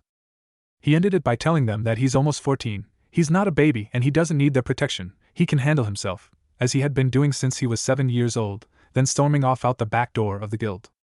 Kushina wanted to follow him, but Minato stopped her, and instead allowed Urza to head out to try and calm her Oni-san down. After everyone cooled down, Minato and Kushina realized they were being overly protective and slightly childish and apologized to their son. Naruto on the other hand realized that they were just doing what parents do and trying to look out for him, and apologized for sneaking off to do a job without telling them. From that day on the Dreyer parents stopped being so protective of Naruto, and the 13-year-old began to tell them when he was taking a job, sometimes taking along Urza, Kana, and even Gray. On October 10th of that year, Naruto's 14th birthday, the guild threw a huge party for him, even inviting his friends from Clover Town to celebrate. The party ended up like any fairy tale party and devolved into a huge fight. Even Shikaku, Choza, and Inoichi got involved in it. In the end Makarov had to grow to 12 feet tall and release his magic to stop the brawl, even physically separating Choza and Gildarts who were fighting over a piece of meat. In the end Naruto had a great time, and could finally say he knew what it felt like to have a family. Magnolia Town. June 12, X778. Today is like any other day in Magnolia Town, bright and sunny, with the people going about their daily routines. At Fairy Tail the members of the guild can be found drinking, laughing, and talking as usual. However, at the moment the older and younger mages are watching the usual argument between the armored red-haired 13-year-old Requip mage Urza Scarlet and one of their newest members, a white-haired, blue-eyed, 13-year-old girl named Mary Jane Strauss. Mary Jane Strauss is a 13-year-old girl with long white hair which she keeps tied up in a ponytail with a purple ribbon that has a skull on it, and blue eyes. She wears a purple tube top, showing off her toned stomach, blue short shorts, and thigh-high black boots. Around her neck is a black choker. Mary Jane uses a unique brand of takeover magic, Taiku Oba, called Satan Soul, Satan Saru, which allows her to take over the forms of demons and use their powers. Mary Jane is also the oldest of 3 siblings. She has a brother who is a year younger than her named Elfman, and a sister 2 years younger named Lisana. Elfman Strauss is 12 years old, and is tall and large for his age. He has short messy white hair, and dark blue-colored eyes. He wears a full dark blue suit, with white button-up undershirt and red bow tie, and black dress shoes. Much like his elder sister Elfman uses takeover magic, however his brand is called Beast Soul, Bisodo Soru, which allows him to record a monster or in his case a monster's body part he has touched and either take their form or summon that part to his own arm. Lisana Strauss is an 11-year-old girl, and is average height for her age. She, like her siblings, has white hair but it's cut in a Heim style, and like her sister she has blue eyes. She wears a pink button-up dress which reaches down to her just below her thighs, and red shoes. Lisana, just like her siblings, uses a brand of takeover, but her brand is called Animal Soul, Animara Soru, which, as the name suggests, allows her to transform parts of her body into animal parts, or turn her whole body into the specific animal. The Strauss siblings joined the guild in May, after their parents died. To make some money to feed her siblings, Mira took a job exorcising a demon from a church. However, when she completed the job, she found that her entire right arm had turned demonic and would not turn back. This scared the villagers and they ran the three out of town, so they made their way to Fairy Tale, where Makarov told her about what kind of magic she had. However, she saw herself as a monster and was going to leave her siblings with the guild. Before she could, however, she was stopped by Naruto. The blonde told her that just because she could take the parts and forms of demons didn't make her a monster. He told her what would really make her a monster is abandoning her siblings when they needed her the most. These words really hit the 13-year-old hard. Just as she was about to make up her mind about what to do, Elfman and Lisana came out of the guild and showed her that they to learn take over magic from Makarov, and now she didn't have to be alone. This caused her to make her decision, and she stayed, and the three became known by the guild as the Takeover siblings. However, that day had the side effect of causing the eldest Strauss sibling to gain a crush on the blonde-haired god slayer, and so every chance she gets now she flirts with him. The first time she did this, it didn't go over too well with Urza, who said she was a skank and should stay away from her Oniai-san. This began the rivalry between the girls, which goes on to this very day months later. As the two butt heads and lock hands, trying to push each other back and fighting for dominance, they begin glowing red, Urza, and purple, Mira Jane, respectively, and they throw insults at each other. The blonde god slayer, who is indirectly responsible for this new round of arguing, can only sit at the bar, sipping his juice, and shake his head. He turns to his laughing father and addresses the man. "Tusan, rather than sit there and laugh about Urza Mato and Mirajane-san fighting, shouldn't you break it up? I mean, they're fighting about nothing." The former wizard saint just shakes his head at his son's thickness at not noticing the feelings that Mira has for him, and answers back, "That's not a good idea, son. You never get in the middle of women fighting, that's a recipe for untold pain. It's best to just let them fight and get it out of their systems, that way everyone is happy. Besides, they have a reason, you just don't quite understand it yet." The younger blonde just looks at his father in confusion, before shrugging his shoulders and going back to his drink. While the older blonde just chuckles at the boy's response, and continues to watch his surrogate daughter and the girl he gets the feeling will end up being his daughter-in-law in the future, fight. Kushina can be heard rooting for the younger redhead to kick the white-haired girl's ass, while Lisana can be heard trying to get her sister to stop fighting with Urza and get along. Makarov just sits on the bar with a smile on his face, and thinks to himself, this younger generation is quite lively, that's good. They are the ones who will inherit the guild, and the spirit of Fairy Tale, and pass it on to the generation after them. I think that soon it will be time for me to call it quits as master, and pass the title down to someone a bit younger. But who should it be?